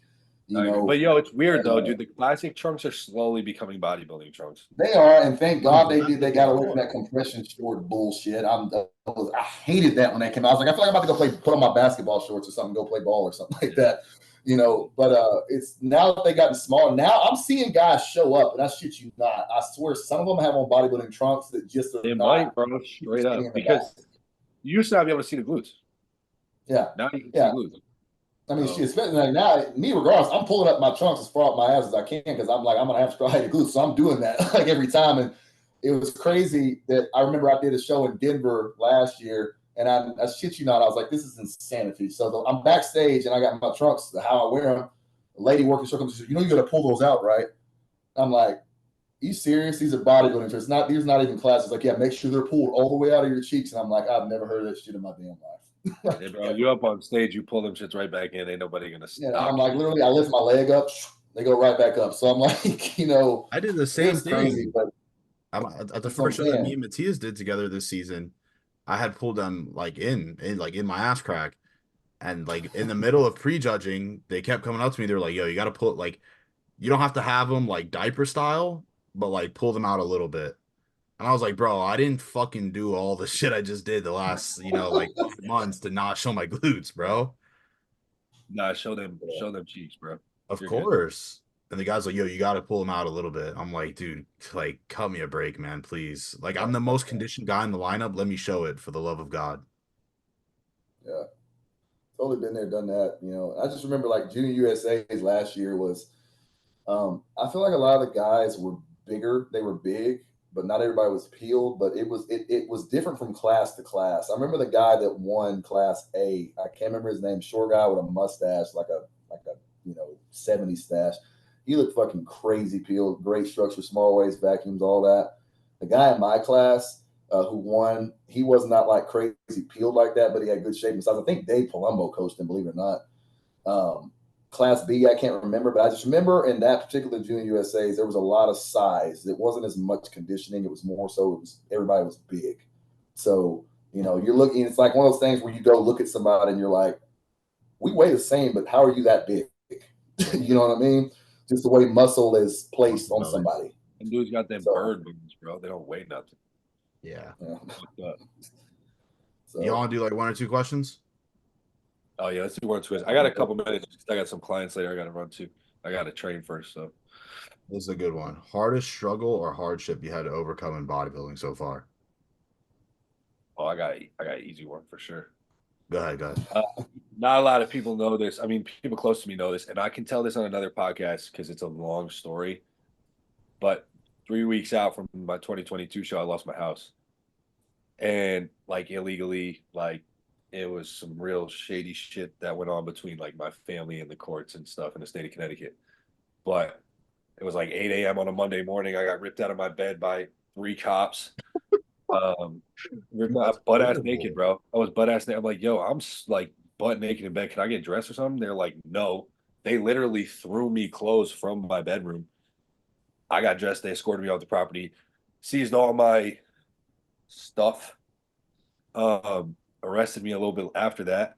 So I had no food, no gear, no clothes. I brushed my teeth that night with my fucking finger, bro. I was 3 weeks out on 30 grams of carbs, hour and a half hit, whatever the fuck. Most people would have quit. And I was damn close, but like I had a lot of good people in my life come through and help me out. And it's all in the past now. I mean, there's still some stuff going on. It was, like I said, it runs way deeper than that. It's even a crazier story, but as far as like how the fuck am I going to do this type shit, that's probably stands out to be number one when it's fucking 21 days out and you don't know where you're going to sleep or where you're going to eat your food at. So I don't want to say like this is crazy. Last year, I don't think it was a hardship. It was just a complete mind fuck. So I guess this is all I can think of right now. But like, so last year around this time, about a month ago, say April, I was living. So I live in Little Rock in Arkansas. So basically, we had one of the biggest tornadoes come through the city and destroyed a good chunk of it. Crazy amounts of city were destroyed. And so guess what day that was? That was the day Blue gave me a fucking refeed. It was that day, right? So I shit you not. Like, this is crazy. Looking back at it. So I'm at the gym.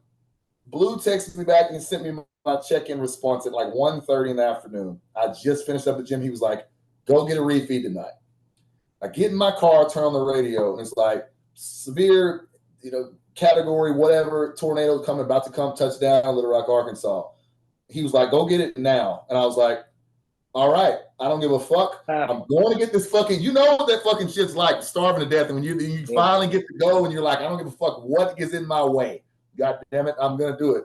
So then I literally placed the order online. Shit you not. I start driving there. It's fucking pouring. The wind is blowing. You can barely see, right? And I'm starting to see cars, slow down and stop. And there's not a lot of people on the road. And I'm like, I don't give a fuck. I'm going to get this fucking sushi. I don't fucking care. So, and then finally I knew something was bad was about to happen when I was in my car and here's the steering wheel. My car does this. Oh, hell slid no. to the side, right? It just slid to the side without the wheels moving. And I was like, all right, fine, whatever. I'm just gonna go home. So then I push it, get on the highway. As I'm driving down the highway, I see the tornado touch down, and it's like not next to me, but I can see it across the way, and it's going. And I'm hearing it on the radio, the storm chasers that are announcing where it's going. 5 minutes later, I get back to my house. Power's off, everything. I have all my food, all my shit. I can't heat anything up. So I'm like, whatever. Power's gone. And then I hear the tornado goes north. So then it starts to get out of the city. And then I have to go out to my grill, and I had to make my fish. I had to put it in a cast iron skillet, spray it, and I had to cook my fish on the grill, put the rice in there, heat it up, and I ate that. And I'm sitting here like, well, so I have a CPAP. I sleep with a CPAP. And I'm like, well, I can't sleep without it. So I can't plug it up. I don't have any fucking power, you know. And then I remember sitting here thinking, I said, I don't give a fuck. Either way, I'm getting this goddamn refeed tonight.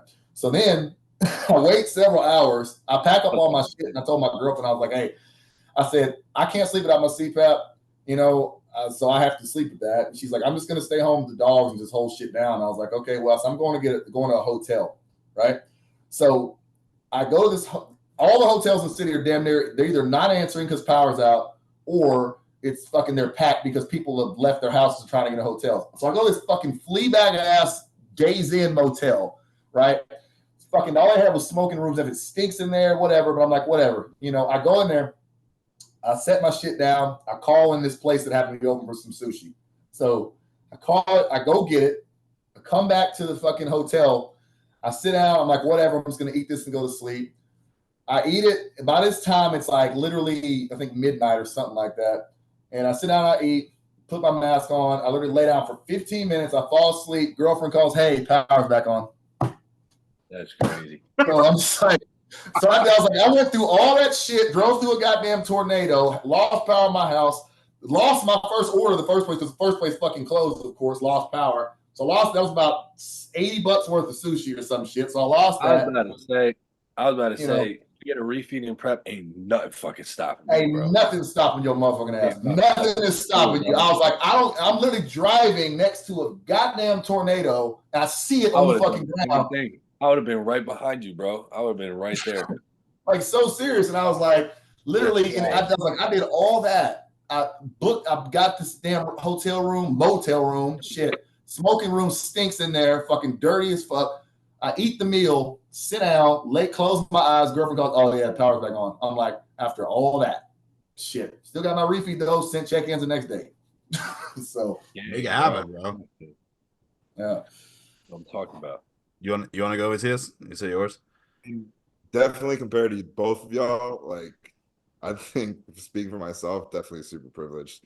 Never really experienced no tornado. Like your fucking house getting repoed and then driving through a tornado is insane. Yeah, there's honestly, I mean, I've only done two shows. I fucking saw it. It's like it was a storm on a funnel. It's fucking spinning, and I'm like driving where I can see it. And I'm just like, what the fuck am I doing? I was like, what the fuck am I doing? Right? My mom's calling me. She's like, get the fuck home. Get the fuck off the road. I was like, how many weeks out? I'm not dying in this fucking tornado starving. I'm not. I was like, I'm not dying in this starving. It's not happening. So how many weeks out were you? I think I was 3 or 4 weeks out. So it was close. It was I was in the shit. So how much Halo were you on?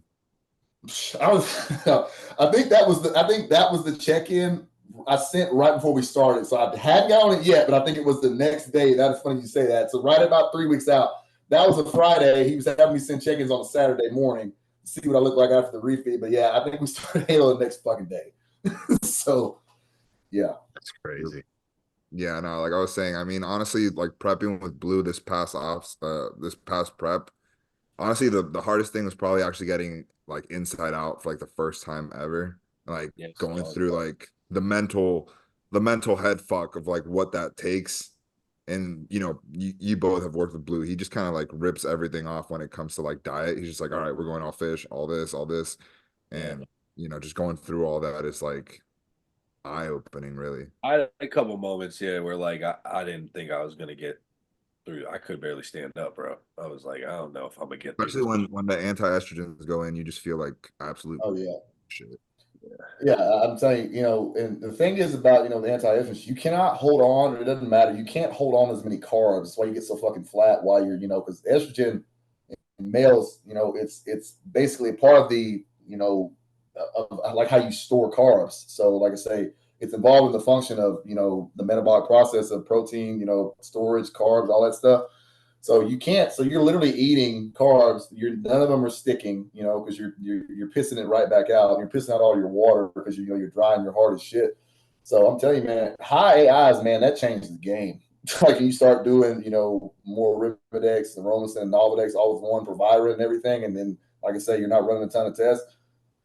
That's what changes the game, man. There's many fucking times I was like, look, like last prep, I shit you not, like I'm sure y'all all got crazy stories. When you have to piss every 5 minutes and you get sick of getting up, You got to I would negotiate that. I would get a whey protein tub when I was out of it. I'd Oh, lay on the couch, and if I didn't feel like going to the bathroom, I'd stand up, I'd piss in that, close it up, wait till it get filled up, dump it out, spray it with bleach. I do it because I was like, I literally was telling my girlfriend, I was like, I don't feel like walking in the fucking bathroom. Like it feels like I have a truck on my back getting off of this couch, just moving the fuck around. That's one of the wilder shits I've heard, bro. That's crazy. Yeah, it's insane. That I know last the prep was feeling, but the hardest I prep of have my to go fucking piss in the life. toilet. I can't piss in a like. Yeah, I ain't pissing in no whey tubs, bro. But I know how that feels, though. That's insane. What's going on YouTube, bro? I'm only throwing syringes in a whey tub, not my piss. Yeah, that's why I put my syringes too. I would say I ain't ashamed to say it. I just know that last fucking prep, last time, that was the hardest prep of my life. That shit was miserable. It was rough. Yeah, so that's actually the same thing as my hardest thing to overcome was this last prep too, because like Matthias, it was like the first time that I actually got like legit like shredded down to like my glutes. And which I'm still dealing with it, like stomach problems. I think I have like some like virus stuff going on in my stomach. I've had it for like a year now. And I was prepping with it. Which like imagine eating like 1,200 calories, but you're still going to the bathroom like 5 times a day. So like I was like, what the fuck's going on? So like my body was inflamed all the time. Like up until like even Matthias, like I would tell Matthias like you're not gonna make it, and I didn't think I was gonna make it either. Like I'm not gonna be in shape. Like there's no way. Like the way I looked like 6 weeks out, I looked like 12 weeks out. I was like, what the fuck? And You're then still in water. yeah, it was just so much inflammation, bro. Because I was literally like I had inflammation from like the stomach thing, the virus. I was working manual labor, so I was unloading like FedEx and UPS trucks all day, like for like 8, 9 hours. Was doing like an hour on the stairs. And then I was just like, fuck, man. And like, yeah, that was like the biggest one was just prepping with like a stomach virus. Honestly, I shouldn't have even competed this year, and I did it anyway. But then, my coach he's like, I think you're just like fucked, bro. So like he just took the stairs out and he like just did some low days with the carbs. So like the water inflammation would run off. And I ended up coming in shape, but yeah, that was really rough. Yeah. Matt, when I met you in Miami last year, how were you feeling at that time? How many weeks out were you? That was like June. Oh, so at that point I was like around 6 weeks out. So I think like right after like we met is when my prep actually started turning for the better, which was like completely different from Ryan, because at that point Blue was just feeding me like. I remember you told me that, and I was like, I've never heard of him actually doing that. So that was interesting. I didn't get an ounce of that. I remember my first refeed, I went to get like sushi. My weight went up like by a pound the next day, and then the day after it dropped by 3. And then Blue was like, go get another refeed, make it dirtier. So I went to Cheesecake Factory, like ate like all the brown bread, all this bullshit. I was like adding peanut butter to my burger and shit. Bro, come on, not right now, bro. I'm so hungry. Bro, honestly, out of all the places in Miami, Florida to fucking eat, you went to the Cheesecake Factory? Seriously, though? Like, of all the places to go to in Miami, Florida? Bro, Cheesecake Factory slaps. Bro, I love shitty-ass food. Like me too, but like, bro, I'm not gonna go to the cheesesteak factory though. Go somewhere else. The first thing my brain thought about was I can have as much brown bread as possible. Like that shit's free. I would eat that shit up, I would bro. be like fighting my stomach. Like I eat like 5 ounces of beef and like 75 grams of green beans, and my stomach is in shambles. And Matthias is like, I'm slamming brown bread right now, and I'm like, don't tell, like, dude, I don't want to hear that. Like, And at Yeah, that point, like we just started upping my food, dropping my cardio. I'm not gonna lie, like he would like say like, "Hey, drop cardio," but I was like, "No, I need to get more shredded." I would do like 5 more minutes. that was Like me. at that point, you're like, I don't trust you. Like, let me do those 5 minutes. I don't trust you. Yeah, like I was telling like towards the end of my prep, honestly, like when I was like, I think 2 weeks out, my coach was kind of like, all right, this is as shredded as you're gonna get before you start losing it. And I didn't listen. He didn't. I didn't listen. So I started legit like sprinting on the stairmaster, like level 11, like running. You have the energy to do it though. No, I just did it. I remember Just there kept would be on. times on the stairs, bro. I went hypo and I would do like another like I still had 20 minutes left and I would do it. yeah. And I was I'm just on it. running on the stairmaster, and my coach was like, "Bro, I've literally never ever in my life seen someone so flat. Not like never." So then we just like kind of like front loaded and then like backed it off towards the end, and it kind of worked out actually. But yeah, that was a bad mistake. What was your You food are, at? Do you bro. remember how many carbs you getting every day at the time? My bad. What'd you say? Was how many? You know how much where your food was at the time? Man, it was low, man. Like I remember like this is the thing with the inflammation with the stomach. It was like I would just retain fluid so easily, like really, really easily. So I remember I would do like I was on like 5 meals a day at the time because like the work schedule Damn. was weird. And I would do like 5 ounces of meat, and it would just be like 75 grams of veg, and like that was like my day's worth of eating for like, and I would do that for like a week and a half straight. Yeah. My food was the lowest it's ever been in a prep last year. Yeah, And I me too. remember I don't it doesn't take a whole lot to get me shredded, but at one point, I mean, I think we're going to junior USA's, we were doing 50 grams of carbs on training days, cut in half on off days, so 25. I mean, Yeah. I remember there was 1 week in prep, like I think between like right after you left, as in 10 days I lost 10 pounds. I remember you And told it me got that. me. I remember that. And it was just like Blue was like, fuck. I was like, Yeah. all Yeah, right. that's Yeah. like literally the same thing happened to me. I remember Matthias told me about that, and I was like, "Holy fuck, yeah, man!" He like, you I need could to see do it. it. You were like, you look fucked. And then 3 weeks later, it happened to me, and Matthias was like, "Dude, you need to eat." I remember my weight, like I would get to a certain point in prep, last year, and I was like, I would look harder and better, but my weight would fluctuate about 2 to 3 pounds at the very end. I remember that. So I just stopped hitting new lows and I stayed right where the fuck I was at. So, but yeah, now it's just been so different. This whole prep has been completely different. Like I've never prepped like this before. I mean, I will, like I say, I enjoyed how I prep now, but like I said, I'm 6 weeks out, and this is the best I've ever felt, and just the best that everything's been clicking any prep I've ever done. Have you So compared pictures from your last prep at this point to this prep? Like you is there, said pictures?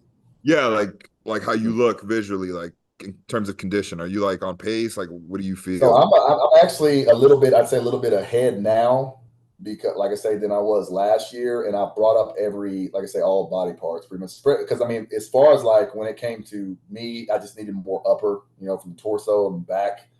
And I just needed more of that. And that's mainly just what we hammered this past offseason because it really doesn't matter almost at any point what I do with my legs. My quad days are not long or not crazy. I literally do barbells. I do adductions, extensions, barbell squat, sissy squat.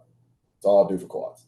I started barbell And squatting again too, man. Just because it's like I don't really like with the classic weight cap. Like I literally need all of the rest of the weight on my arms and chest and back. So it's like yeah, I'm just gonna have fun with my leg training. So I just started barbell squatting again. I'm like, shit's fun, man.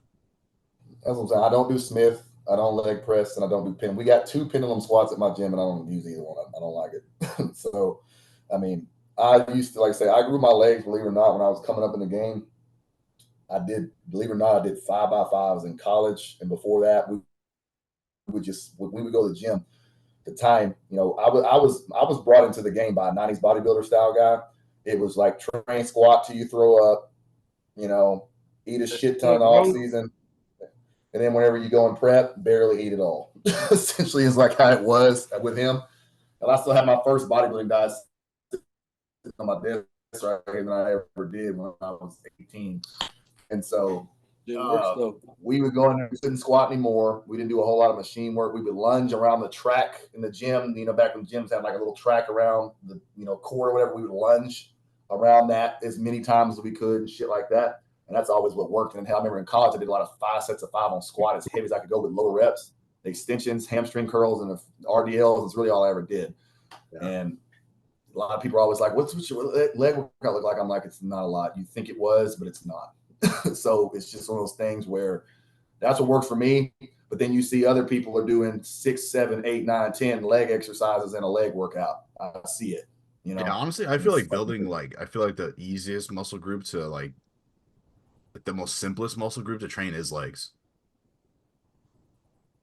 Yeah, I mean, I'm gonna say no because my legs have taken to figure out how to grow. For me, like it's chest, man. Because like chest, like it's like you got to play with that's all genetic, bro. For me, my chest and my back, not a problem. Honestly, I think the most complex one is back. To be, you can't see it. So simple. You can't see it. It's so simple for me. Like I can contract my upper back, my lats anywhere you want, and like without trying. No matter how sloppy my form gets, how much weight I use. So like I'll do one set of anything, and I'm immediately pumped. My legs, bro. I've done everything under the sun, heavyweight, volume, this frequency, whatever the fuck. Stupidly like ridiculous training, like all y'all did at the beginning, and I did it too. And all I got was fucking tendonitis and no quads. So like now I figured out what works for me and shit. And my legs, that was the whole focus of my year off. Really was like, what are you doing for your legs right now? Stuff was just because I'm pretty broad shoulder to shoulder and pretty wide, especially when I open up in poses. So my legs just genetically don't sweep much. They're kind of thick, but they don't sweep much. So like my silhouette is very V, not X. So I've been just hammering my legs to just match that width of my upper body. And I think I'm at a point now where when you look at my poses, you can tell I'm still upper body dominant, but I don't think it's like you look at me and you see a hole as much. But that's taken almost a decade, bro. What'd you do this off season though for like bringing up your legs? Like you found? I would say the biggest difference is, well, I've always done, well, not always, but I've found the 2 leg days within my split work, right? A quad and a hamstring focused one. But previous years, I would have really kind of separated and do like quads and hamstrings. Now, I would say the 2 major differences that I made this year was on my hamstring day, I'll add 2 quad movements in. So I'll start with an extension, see a lot of blood in there. Then I'll move through all my hamstring work. I'll finish with some sort of like either like a leg press variation or maybe a belt squat or another thing that's quad stimulus too, right? And between I'm doing like curls and hinges. Have you done like crazy shit? Then my 100 rep leg presses and stuff like that. Have you done like all that stuff in the past? Yeah, but for me, that's not sustainable. Right. You know what I mean? Like I used to do ridiculous drop hits and shit like that on the leg press, or I'm doing like 100 reps. But it just gets to a point where if you do that week in, week out, all of a sudden you've got to start to monitor other things, and it's just not sustainable long term. So I'm a big believer in just consistency week to week and just driving progress that way and not switching your workouts up all the time. So then on my quad day, I'll have 1 curl in because leading up to my last show, I always thought in my legs, my hamstrings were shittier than my quads. But once I got peeled, I realized my quads are gone and I actually have good hamstring detail. You know what I mean? And it hung from the side and everything. And my hamstrings are better than my quads. So the whole year off was really just a lot of quad focus. Another big thing I changed too is just I've always been a logbook guy. I've always liked to log my lifts, but this past off season, I just got away from it a little bit in the sense of I am trying to maintain a certain level of performance every time I come into the gym. I'm trying to progress from that. But my biggest focus is just straight quad stimulus, right? Like maximizing knee flexion as much as I can without overdoing it. Some people overdo it now to the point where it gets stupid or you even lose tension off your quads. But just really connecting with certain exercises and then running them into the fucking ground week after week. And then extended time in a surplus, bro. So I took the whole year off. You know what I mean? That's And the truth. You train low volume, yeah. Going to a prep, it's kind of like a mind fuck too, because you make so much progress, and then strength starts dipping here and there. You're tired. You're flat. You cannot start kind of flip your head. You know what I mean? So where it's like you made so much progress X amount of time in the off season, you go, oh, yeah, that shit ain't moving like it used to. But I think there's a lot of benefit in log booking. I think a lot of guys starting out should do it. I think it's just once you get to a certain point, I've gotten pretty strong over the years, and it's just like, where are you going to go? Like, there's a lot of guys that are a lot bigger than me, and I like, even if my execution is perfectly fine, like I can incline dumbbell press 170s for reps. I can overhead dumbbell press 160s for reps. I can row 4+ plates. And this isn't like a flex or anything, but it's like I'm still doing that with solid execution and I can contract my muscle, et cetera. But where do I go from there? And I need to put on still a significant amount of tissue. So there are guys way bigger than me. It's just like you get to a certain point where you have the experience and the ability to connect with your body that you don't need the logbook as much as you did. But there is a certain value in it in the sense of it upholds a level of performance that you need to improve from or maintain depending on whatever phase you're in. Because there's so many days where naturally as human beings, you're going to have days where you're tired, you don't want to be there. You're going to cut a corner, you're going to skip a rep, you're going to whatever, just subconsciously, your body wants to take it a little easier on itself. So there's a lot of benefit to it. It's just it's got to be for the right person. You got to utilize it the right way. Because some people, like you said, mentally, if you get too tied to a logbook, you're just gonna fuck yourself up. Sometimes it takes that very, very in particular structure, 3-ounce drop, decimal bit of what you're doing as far as execution, intensity. That was my legs. What you're doing, what you're tracking to make that one thing grow. Because if you don't train it perfect, you don't do everything perfect, then that could be what's holding you back, as opposed to another body part you have that responds to them. They're just anything. That sometimes it takes that. That was my legs. So that's literally what it was for me. All right, let's do one more just because I got to jump here in a couple minutes. Yeah, I got to fucking train, man. All right, you want to just call it and then we'll get on again soon? Whatever you guys want. I'll do one more. I'm good with you guys. One more? Yeah, let's do one more. All right. You want to pick one for yours or what? You can run it. All I can see what you got, unless you don't have anything good. All right, let's fucking do a good one then if it's the last one now. For all of you, top 5. This one says for today, but I feel like we should do all time. Top 5 male and female bodybuilders.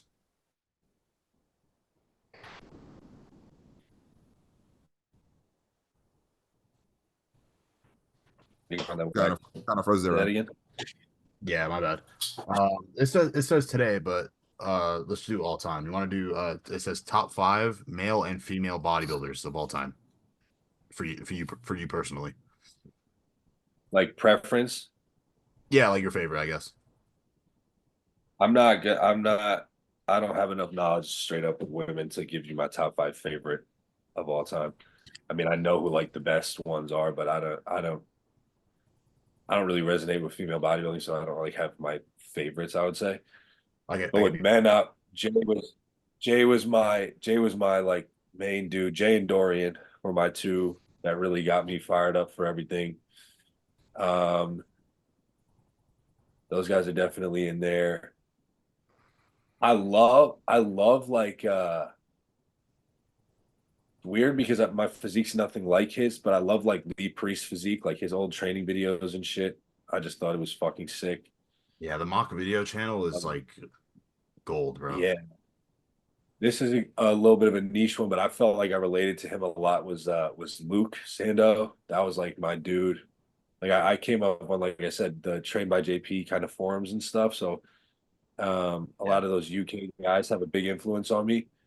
Um, and he was definitely one of them. I like resonated with a lot of what he said, and I loved his physique and what he was about. So I would say Luke, and then fifth, as far as my favorite, uh, shit, bro. I don't know. Come back to me on five. No, I I got me gotta too. think. For sure, like my first one has to be Dorian. Trains hard, just kind of stayed to himself. I think that's pretty respectable, especially like considering like what bodybuilding has become like mainstream wise nowadays. Everybody's trying to be out there, and that's just really not my personality. Then I I gotta say probably Flex Wheeler. That when you look at that, that's just like Yeah, it's a retarded. That's just retarded. Like yeah. other words for that, then probably I like a good Wheeler Brada. Oh, that's a good one, bro. Fuck, that's a fucking good one. Super clean lines. He's like basically my height, maybe no, actually shorter, and it's just like he's going against the best, like a Danny Padilla. Man, you're pulling Small up guys. the fucking archives on this one. Dude, no, he was crazy, especially that black and white Crazy. picture. And for five, I'm probably gonna go. Hmm, damn, the fifth one's kind of hard. Probably gonna be. I don't know, kind of Ryan's made me resonate with Kevin. I got my fifth. My fifth is Dennis Wolf for sure. Yo, Luke, you're a fucking legend, bro. My fifth is Dennis Wolf for sure. Dude, I fucking My love it. motherfucker I don't know if I'll freak. put him in my top five, but Dennis Wolf is like one of That's my fifth. definitely like my top That's six, I my would say. five. I'm good. You want to go, Des? So off top, I started bodybuilding, which when I was a kid, I was a fan of him when he was, one of my idols as a kid. Honestly, not number one is because he's what made bodybuilding really what it was. Mainstream is all off top. It's what it is. The damn near picture perfect classic physique. If we're going off everything, Incredible. swagger he had, the confidence, how he would mind fuck people, training intensity, all of that. Don't know how the hell he trained 2.5, 3 hours, 2 times a day. Don't know how, but whatever, and just being who he was and just like, trailblazing the game and everything he did in life. You know what I mean? So All's definitely going to be number one, especially since when I got his encyclopedia when I was 17 and read it and saw a lot of the classic guys and the 90s guys in that book, which would pretty much showcased it really well. And just a lot of the information that he put in there was a lot more inside his mind than a lot of people see. So that's what brought me into the game, was just from a kid on Schwarzenegger, watching the movies, seeing him and stuff, all that, and just everything he did in bodybuilding and his, physique at the time was crazy, you know. Second, I'm going to say, I don't know if anybody said this yet, probably is going to be Ronnie Coleman. I mean, one of the coolest guys ever. Stop and talk to anybody. Super respectful. Is not all about, the stupid side of, bodybuilding. Trained hard as shit, did basic stuff, made it work, didn't lack anything. He was huge, dry, hard, and didn't even do, I don't even say he did everything perfect, because he didn't. He didn't live like Dorian Yates. You know what I mean? So, but I mean, Ronnie Coleman definitely cool ass dude. Three, I'm a big fan of Lee Haney, because Lee Haney was big, he was aesthetic, he had pretty much everything, he didn't lack much, and he's one of the only guys that can say he beat Dorian Yates fair and square. So living a whole completely different lifestyle, completely different attitude. He's a Southern guy, Southern, family oriented, church going, good guy. You know what I mean? So super cool. And I just think he was one of the epitomes of classic physique, with a combination of mass and conditioning was really good at the time. Wasn't as crazy, obviously, as guys today, but he can say he beat Dorian Yates. Dorian Yates is known for, even if that wasn't his best first package, the first time he went against him, of course. You know what I mean? So it's my third. Fourth, I guess I'm going to go Dorian Yates because of how he just lived the lifestyle. He did everything essentially, close to perfect as you could. His mentality of how strong-minded he was when he said he was going to do something, he did it. He didn't need all the clout, and all the fame and all that stuff. He did his thing. He trained and he went home, and it brought intensity, like high intensity training, like showing that in Training to Failure and Beyond and all that. Just, he revolutionized the game. Like, I know he made guys train harder just based off what he was doing, and with the whole blood and guts mentality of training, that. And of course, I'm big on conditioning, coming in peeled, dry, hard like that every single time. I don't agree with all of his wins whenever he, had injuries and tore his bicep and tricep and all that. I don't know if he should have won that year, but at the same time, though, overall, one of the smartest and hardest working and just strongest minded guys, so obviously I'm giving that to Dorian Yates. My four. Five. I don't even know if I really have a five, but I had to pull somebody out. I've read a lot of his literature, his books, and I've studied his stuff. I don't fully agree with his training, but believe it or not, is Mike Mincer. So, dude was like ahead of his time when he was in that era. He brought a different look of a physique. He was obviously a classic guy, but shift the look they had to more of a mass side of, that grainier, hard type of like dense, thick look, the heavy duty look or whatever.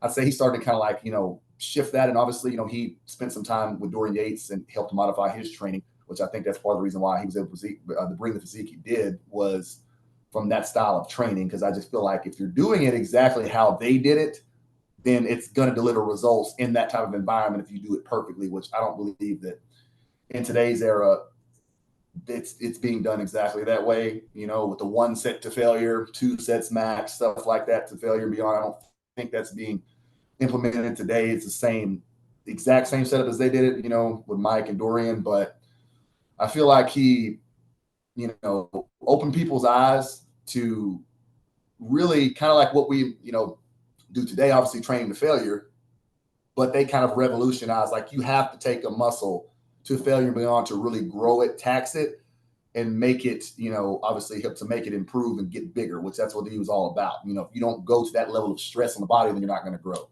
So I think he more so put more emphasis on that, as opposed to Arnold's style of, just do fucking, 3-4 hours of volume every workout and just train until you're, physically exhausted, rep after rep after rep. But it was less attention to detail. It was more so just get in there and move something and do something. Mike Mincer brought apart the whole structured, standardized method of, okay, here's your reps, here's your sets, log book, pushing to failure, having somebody there with you doing exactly how they should. And I feel like he kind of introduced a little bit more of that into the game, and that's what kind of led to what, some training styles of today, Training to Failure, focusing on the number scheme of things. I think that's what kind of he revolutionized that to bring that in today's world of bodybuilding. So that's my five. For sure. I think my five would have to be Jay. I can't place them in like numerical order, but Jay is definitely like, the video of Jay where he's just like, don't fucking call my phone, don't bother me with any negativity, like I don't want to hear that shit. Like that was kind of like one of the big ones for me, where I was like, damn, like I could be like, because I didn't even really know what like working hard was until I watched like some of those guys, and I was like, man, I have so much more of myself to give. You don't even really realize it until it becomes apparent to you. So definitely Jay. And then after that, I would probably say like Kevin, Levrone, Sean Ray, Milos. What's that for? Jay, Kevin, Sean Ray, Milos. I got one more. Man, I feel like the fifth spot is like could be alternated with like 10 guys. because like Kevin was kind of like Kevin was one of those people that like, you know, you listen to some of his things and it's like, you know, Kevin never won the Olympia. He got like second, I think like 4 fucking times, you know? So it kind of like I feel like often as a bodybuilder, you're like, am I gonna have the career I want to have? So when I listen to Kevin speak and it's like maybe it won't work out the way you want it to, but you can still make it really good and you can develop a lot of like self um like good characteristics within yourself a lot like while you go through it, you know? So maybe I'll probably put Dorian in fifth. Because it's kind of the same thing as Jay, you know, just like just focus on what you're doing and make it like your end all be all. Uh yeah. I would probably say yeah, definitely like Jay, Kevin, Sean Ray, Milos, and then Dorian for sure. And then women, I actually do like a couple women. Corey Everson. I don't know how you say this other lady's name. Her name's like Anja or Anya Longer. She used to compete against Corey, but Corey Everson, Anya Longer, Michaela Aycock, Kim Chizevsky, um, Love and Michaela. Michaela's dope, dude. I met Michaela at my last show and I competed. She's such a fucking cool individual. And then I would probably say Bev Francis. Bev Francis is like my number one all-time favorite female bodybuilder. Oh yeah. Yeah, that's pretty much it. I'd say that Word, you Kevin, know? nothing really applies to him in a sense of a normal person because he didn't do bodybuilding like anybody else. Like he didn't train in the off season. He would start prepping and eating fish and greens and would grow into the show and off. And that just, it's like, if you look at the way his physique was and how hard he trained and how strong he was, it's like nobody can really just bodybuild like that. Oh, I'm going to get ready for Olympia. That's it. Or get ready for this pro show. And that's it. I'm not doing a real off season. I'm not getting up to 300 pounds and then cutting back down. I don't understand. That's just, he's probably the number one genetic anomaly in the world that could do shit that nobody else could do. Yeah. I mean, seriously. And his comeback he made, that's like the comeback he had, even if he didn't even look 60% of what he normally looks like when you don't train for that many years and don't touch a weight and do anything to come back like he did, nobody else can do that shit. Yeah, it makes no sense. That's one of a kind, man. So, but all right, gentlemen. All right, here's really training for some of my clients. But that was good, bro. Let's run this back again at some point. Yeah, just let me know whatever you know you get. Like, well, I mean, we could just communicate throughout the week, whatever day works better for you guys. We could just like try to match it up. But yeah, this one was good, man. Yeah, 100%, bro. This was fun. All right, gentlemen. Y'all be good. Yeah, be good, brothers. Just stay on for a second. I want to run something by you though. So yeah, when the meeting's done recording, I just want to run something by you, dude. Yeah, let me not put this in the fucking